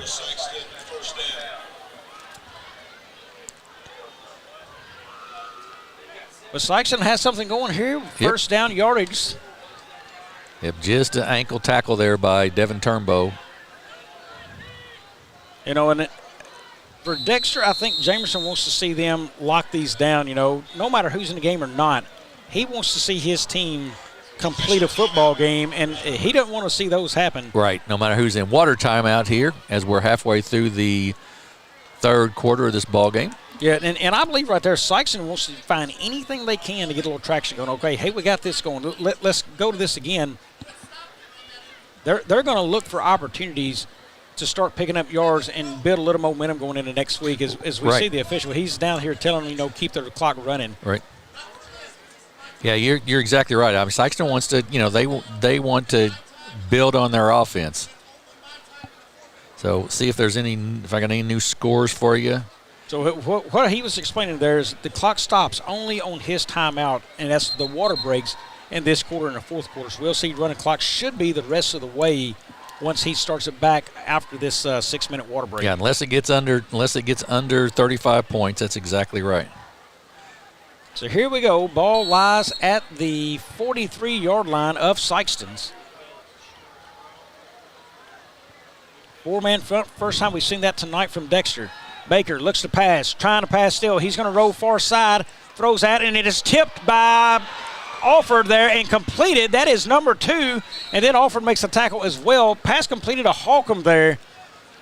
Unusual event right there, Jim. Yeah. You get the tip pass, the complete pass, and then the guy who tips it makes the tackle. Yeah, that's exactly right. For a short pickup after all that action there. So it will be 2nd down and about 7 or so for the Bulldogs. Now, I tell you, Baker is going to be a tired young man after night. He has been running from Dexter defenders all night long. Yeah, he has. That's exactly right. And if he hadn't got rid of it right there, Connor Hill was going to be right in between the 1 and the 2 on his jersey, but he got rid of it in time. Here we go. Hand up the middle to Holcomb. He gets pushed outside and stacked up. That is Hrvojevic, first one to meet him. Yeah, Hrvojevic with the tackle and great pursuit by the rest of the defense there. Holcomb brought down another tackle for loss. I'm telling you, Dexter has been strong the first 2 weeks at the line of scrimmage on defense. They really have. They really have. The Bearcats will have New Madrid County Central in a SEMO Conference Central matchup that'll come in next week here at home. Holcomb back to Baker's left. He looks. He's going to roll near side this time. He looks downfield, throws that, and it's deep and picked off again by Turnbow. What a great recovery by Devin Turnbow.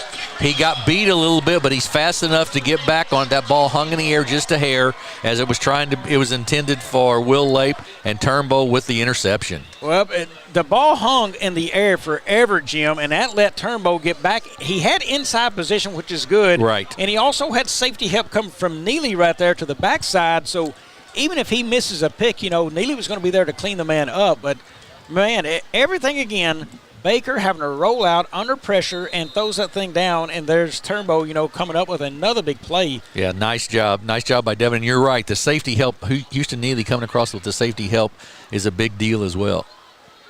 Several kids for Dexter. I mean, there's almost too many to name having just ginormous nights. They really are. Without the presence of their biggest offensive playmaker, McDonald. That is Warnick in motion. He's got it. He looks to make a cut back inside. He does, and he is cleaned up there. Looks like number 23, I believe, on the tackle, Jim. Yes, it is number 23. That is Jared Waters on the play. That's another freshman. Yeah, Coach May's getting a lot of freshmen with a lot of experience, and they may take some lumps this year, but you give them a couple of years with all these freshmen, some talented freshmen, they're going to be hard to handle in a couple of years. Well, I'm looking for number 23 again out there, but his body is not a small man. He is good. He's right there on that defensive line. Right. Right there in the middle of defensive line beside big number 55 is 23 as a freshman. I'm telling you, these guys are going to be something to handle in the future. There's Grams again breaking free, running over multiple guys now, and finally taken down from behind by Daryl Jordan. Jordan hits him, but I'm telling you, Graham's now up to the 46-yard line. Pushing 200 yards in rushing tonight. And here comes Barron Greer in to give him a break. Yeah. I was talking to the chain gang down at halftime, and they were discussing on that sideline over there. Nobody really wants to step in front of Jet Grams a whole lot.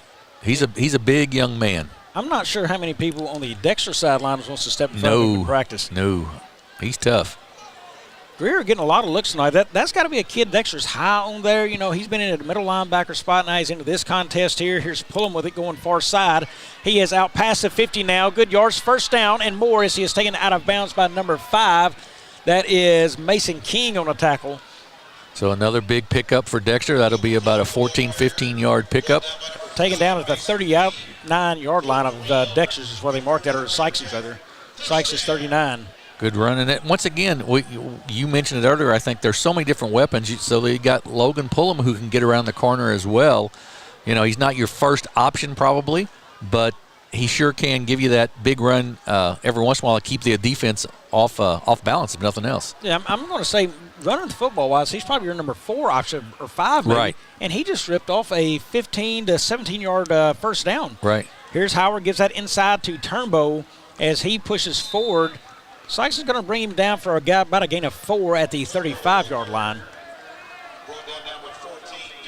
I mean, you try to evaluate this team. Jim, where do you attack right now? If you look at the Dexter offense, and let's put McDonald on the field, because he's going to be there when he gets healthy. Right. Where do you attack this team to start to find success? Yeah, I mean, because your choice is I'm going to stop the outside, and then Jet Graham's going to have 200 on me, or I'm going to try to bunch the middle, and then I've got the speed of McDonald and Alford and Warnick on the outside, and Turnbow. Well. Yeah.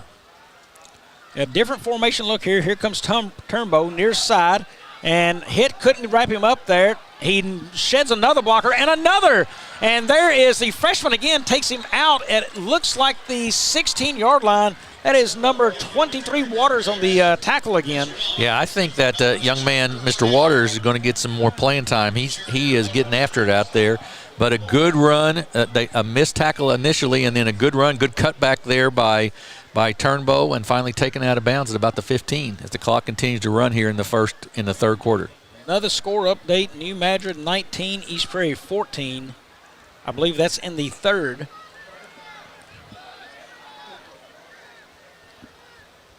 Here's Howard, waits on the snap. He's got it. He looks to pass. Surveys the field, surveys again. He's going to try to roll, and he's just going to tuck and run wisely. Gets it upfield, and he is down inside the 10 at the 9-yard line. Oh, they mark him at the 10. Excuse me.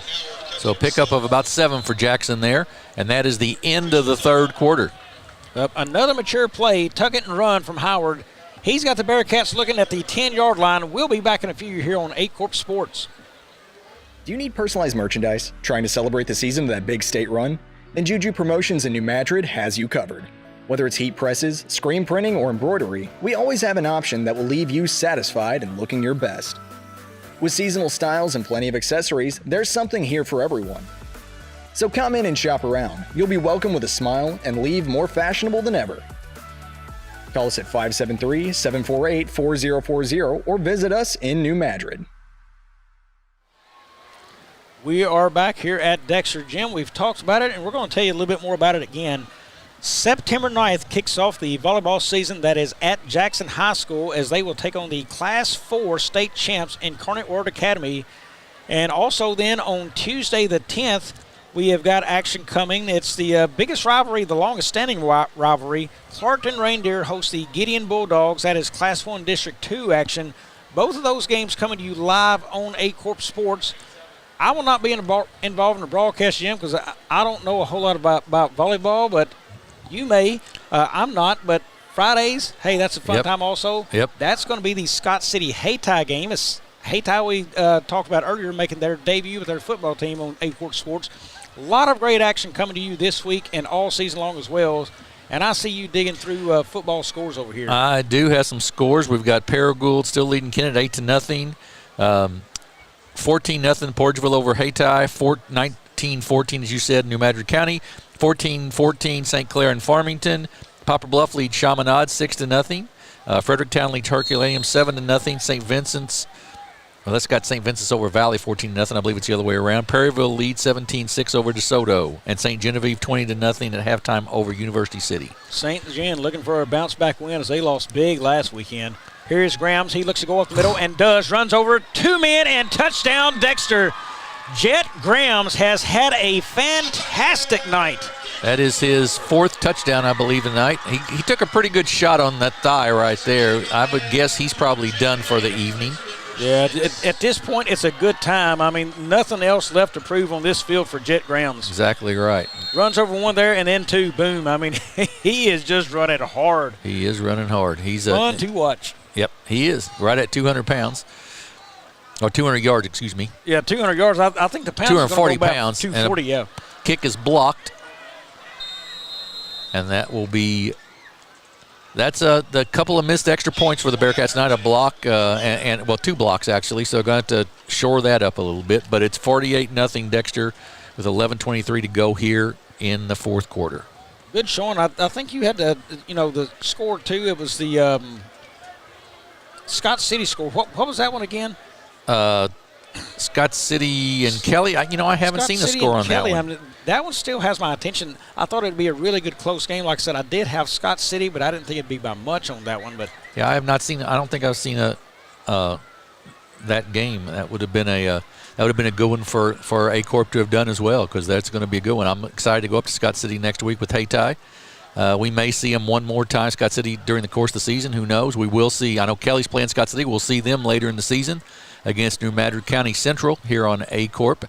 And then here in a couple, 3 weeks, we've got the Cape Central Jackson game. I know you're not going to make that one. That one is being a Cape Central alumni. That's always a big one for me. That's a good one. Jim, I pride you and I on what we do because I feel like there's no jealousy on the mic, but I'm going to tell you I'm jealous. I'm jealous that I'm not going to be there for that Cape Central Jackson game. That is going to be a fantastic one. It will. Looks like Atkins. He brings the ball up to the 32-yard line. We're going to call that on the return. He's slow to get up. So we'll take a. Well, at this point, is Dexter really this good, or have they played, a Malden team that's just young and inexperienced and a Sikeston team that's young and inexperienced, Jim? Have they yet to see the competition to prove themselves? I think that's part of it probably, Bobby. I think there's a little bit of you've got to you haven't seen as tough a competition you're going to see. But part of it is they're pretty good. They've got a lot of weapons, a lot of speed, a lot of the ability. And I go back to what I said earlier in the game. Their offensive, defensive lines are outstanding, and linebackers are outstanding. I don't know that there'll be a lot of Class 3 schools around this area, Class 3, Class 4 schools that can match up with the offensive and defensive lines. I think SEMO Ball has them ranked in their power rankings at 3. I think Jackson and Cape Central, yeah. David Jenkins ranked them at 3. Andrew Moore ranked them at 2 in his.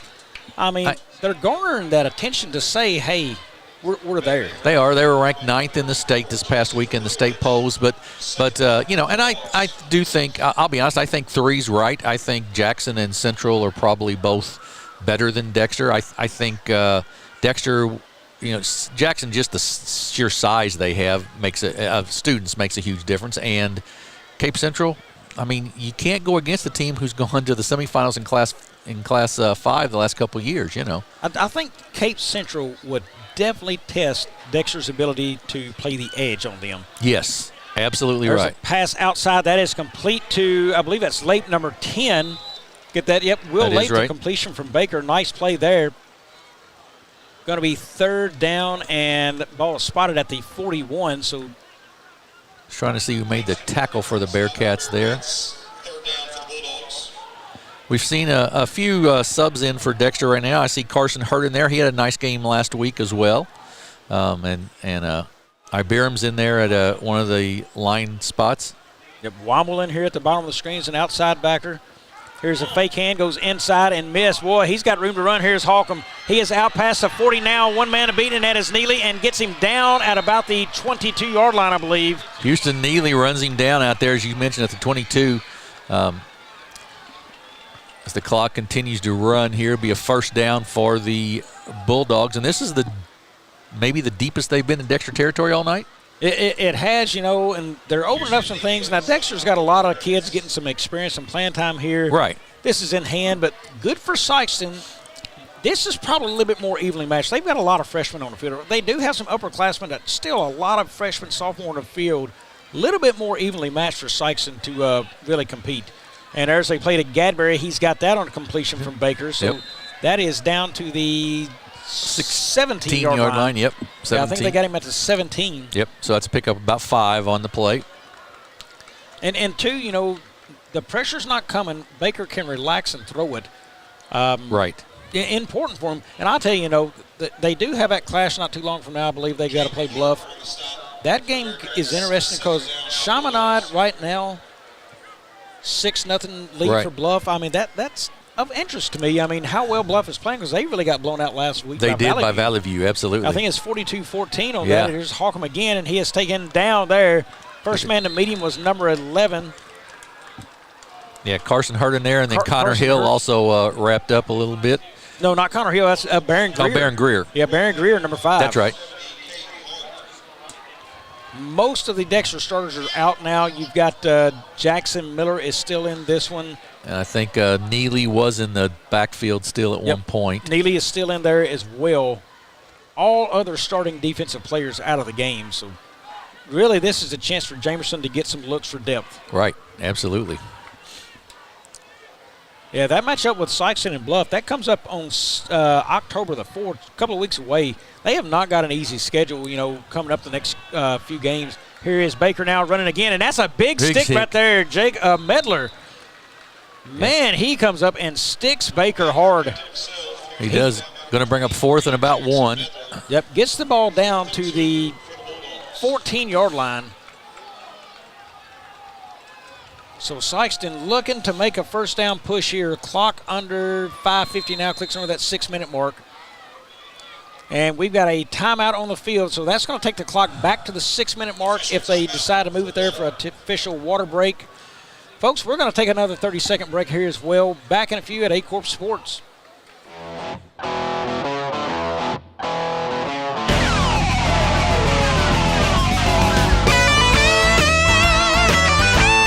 We're right here at King Jerry Lawler's Hall of Fame Bar and Grill on world-famous Beale Street, and as you can see, oh my gosh, we have the best barbecue ribs in Memphis. Oh my gosh, the gumbo is out of this world, but you gotta try the King's triple-decker slam burger. You'll love it. Welcome back. 5:47 left on the clock here in the fourth quarter. Dexter still up 48-0. Jim, I want to take a second look through the Sikeston schedule. You know, Dexter today, Cape Central next weekend, that gets probably harder in our estimation. Oh, absolutely. Right. Then Malden. Right. Interesting matchup. I think Sikeston's got the edge. I think that's there. a winnable game. Absolutely. Yeah, but don't take it lightly. Malden looks at that one right now in a game they said, hey, you know, it's similar, and they got Dexter to jump there. Nice job of Baker. Dexter is beating Sikeston by a similar score right there. Well, true. I'm going to say Malden's going to come into that game saying, hey, secretly we think we've got a chance against Sikeston right here. Sikeston does not need to take Malden lightly. They're looking and they are hungry for wins. Absolutely right. And that's Pulley's former team right here, you know, with Sikeston. So sure. Pulley at Malden sets up interesting there. Farmington, that'll be a tough one. I've heard Farmington's a little down this year. There's Baker running down toward the end zone, and he is in for a touchdown. So touchdown Bulldogs. They are on the board at the 5:10 mark here in the fourth quarter. Pierce Baker runs that one in, and they now call for the clock to continue to run. Looking on, you know, the Popper Bluff game, I'm going to tell you, Bluff is showing that at Chaminade. That's a big, strong school up there, Jim. Right. Bluff may be a little bit better than what I initially thought. When they got blown out by Valley View, I thought, ooh, this could be bad. They're competing tonight up there. That'll be another tough one for Sikeston. Yep. Then Jackson, you know, Jackson's ranked number 1 in the area. So yeah, that's a tough one for sure. Again, a tough one. Here's the extra point try. It is up and bangs it off the goalpost and good. So number 47, he gets that one to fall. That is Mauricio Batista. Also, then they got New Madrid County Central. I think that's going to be a good game. I think that'll be a good game as well. I agree. I see that one as a very winnable, competitive game there. New Madrid's down. Of course, they lost some star players. Right. They're playing in a close game with East Prairie. Saw a little bit of East Prairie in the matchup earlier this year at the Jamboree. I think that's a winnable game for Sikeston, and I think that's going to be a good competitive game and a good growth game for some young guys. By that late in the season, hey, hopefully you've got the freshman bugs out of these kids. And then you finish up at Charleston, another game they can walk out there with a victory. So all is not over on the season for these guys. Oh, no, there's still plenty to play for. And, you know, their district, they've got Festus, they've got North County, Perryville, who's a little better this year probably. Sikeston, DeSoto, Windsor, and Hillsboro, the Beast, even though they're the only one that's 0-1, but they played somebody really, really good last week. So, you know, they're sort of the beast of that district, no question. Yeah, Hillsboro and I would say Perryville are the strong contenders in that district right now. I would think that's right. Sikeston would like to put a few feathers in her hat, though, as they prepare for that along the way. And they've got a chance. They've just got to develop and grow. And Coach May knows this. He come in tonight knowing, hey, this playing this many young kids is tough. Here is a deep kick toward Alford. That's going to be over his head. Man, what a kick. Great kick. Where is that number 47, Batista? I did not see that coming at all, Jim. He is not the biggest man in the world. No, he's but he's a sophomore, and he boomed it. He did. He absolutely did. I mean, I had reminiscence on this field of Levi DeMint all of a sudden. Absolutely. Portageville leads Hayti with 2 minutes to go in the third quarter, 20-0 now. So they've opened it up a little bit. Portageville is going to surprise some people, I think, too. You know, they had a nice win over Kennett last week. They're getting Hayti this week. They're going to surprise some folks. I believe they will. You know, well, that's a program you mentioned there, Kenneth. They are going through a struggle this year on the field of getting it together. Down tonight, I think it's Perryville they was playing down 8-0 early on that one. Just been a tough situation for Kennett down there. And Will Geatley now in at quarterback for Dexter. Clock should tick down to close to 2 minutes as he gets ready to snap this. Here it is, fumbled snap. He just grabs it and falls, so he is down at the 15. On the play there, that is number 24. I think it's Wiley again. Wiley again, yeah. We've called his name a lot. The juniors made a lot of tackles. Yeah, fine season for him. Gavin Paisley checks in for the Bearcats. This one all but over. Bearcats big, 48-7 now. Clock should be around a minute and a half as we get ready to take the snap on a 2nd and 15 from the 15. Well, I think if you'd say the first 2 games of the season you only let up 2 scores, if you're Coach Jamerson, you'd be pretty happy with that probably. Still 14-13 Scott City and they just intercepted Kelly in the end zone. Boy, that's a tough one for Kelly to let happen there. That was number 42, Rhett Womble? That was Womble, carry? I believe, with that carry, yep. Up to the 19 on that, so a 4-yard pickup. You know, you look at that kid. I'm watching him, looking at him on camera here. He's not very big. Rhett Womble's not. He's a thin kid, but he plays hard. He plays really hard. I've become a fan of him. I want to say I coached him when he was younger one year, but this season so far, man, I'm telling you, I have become a huge fan of the play of Rhett Womble. Yeah, he really gets after it. Here's Geely. He tosses that inside and that's just a big slam there. Big number 72. That is Demetrius Brown on the tackle for Sikeston. He takes down Riley Cochran. Yeah, Cochran saying, what did I ever do to you? You know, but 34 seconds. The Bearcats will have to snap it one more time. They'll punt here. The ball at the 16, and I don't know that I wouldn't be surprised, Jim, if you just take a loss of downs. I don't know that Howard's going to punt this thing away. I think you take a loss of downs and just let the clock run out on that, take the penalty yards, and then go. And it looks like they may do that. It's set. Nope, Howard is going to punt it.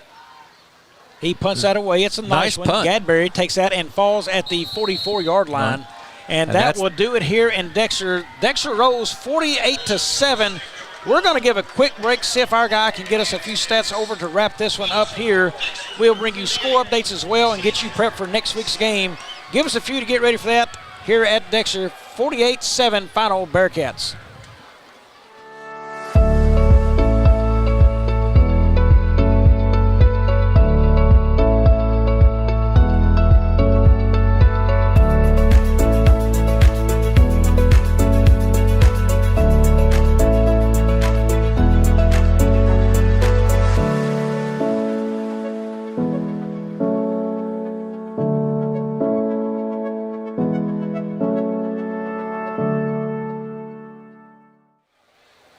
Back here in Dexter, Jim, I'm not sure what you've got for us, if anything, to update so far on finals. Not a lot. 26-0 St. John over University City. Park Hill Central 36-14 over Jefferson.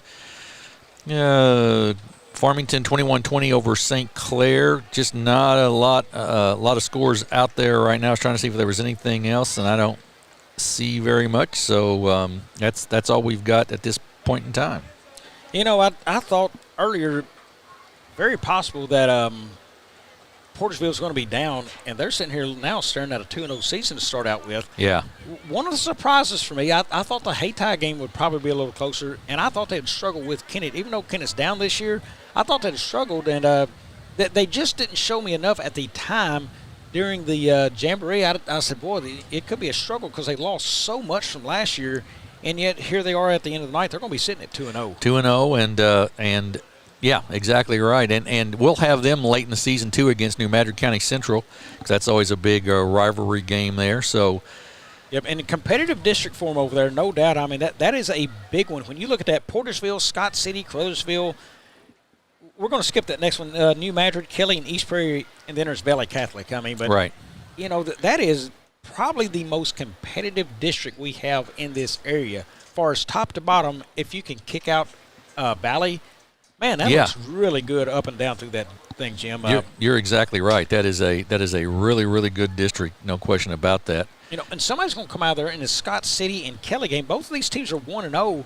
Somebody's going to come out of that thing very, very happy after this game tonight. You know, sitting 2-0 and right up there with Valley Catholic at the top of this thing with Portersville and Crothersville. And it gives you a foot up later in the season if you need it for any kind of matchups in the playoffs possibly. Just trying to see if there was anything else on the any of the websites we've got, and I'm not seeing a whole lot. I got one other option here. I don't know if we've got any stats that have come through or not, Bobby. I have not seen them come through yet. I'm sure he's trying to put the tally on them. Boy, it's going to be a lot in favor of the Bearcats, and tough night for the Sikeston Bulldogs, no doubt. St. Vincent's leads Valley Catholic 21-7 with a minute 40 to go in the third quarter. That will change. St. Vincent's is for real, apparently. And Valley Catholic, you know, we saw those scores last week. You know, it wasn't as what we thought, just breaking out of the gate on them. could be a little bit more of a down team that they're Scott City will compete, I think, right there. I think Carruthersville will be very strong in that district. Yes, I agree. I don't know how strong the quarterback situation is yet. I hadn't watched any film on those guys. Jim, I think the stats just come through there if you want to get those ready for us. I will. I don't know about their quarterback situation, but they've got some fine athletes down there at Carruthersville. They will compete.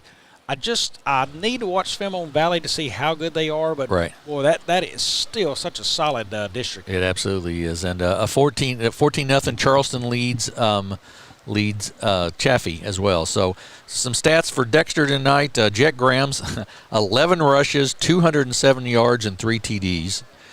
Devin Turnbow, 5 rushes, 59 yards, 2 touchdowns. 2 rushes for Nolan Alford, 25 yards, and a touchdown. Riley Cochran with 2 carries, -6 yards. Logan Pullum, 1 for 15. Avorovich, 2 for 6. Jackson Howard with 43 yards passing, and he had a touchdown in that as well to Nolan Alford.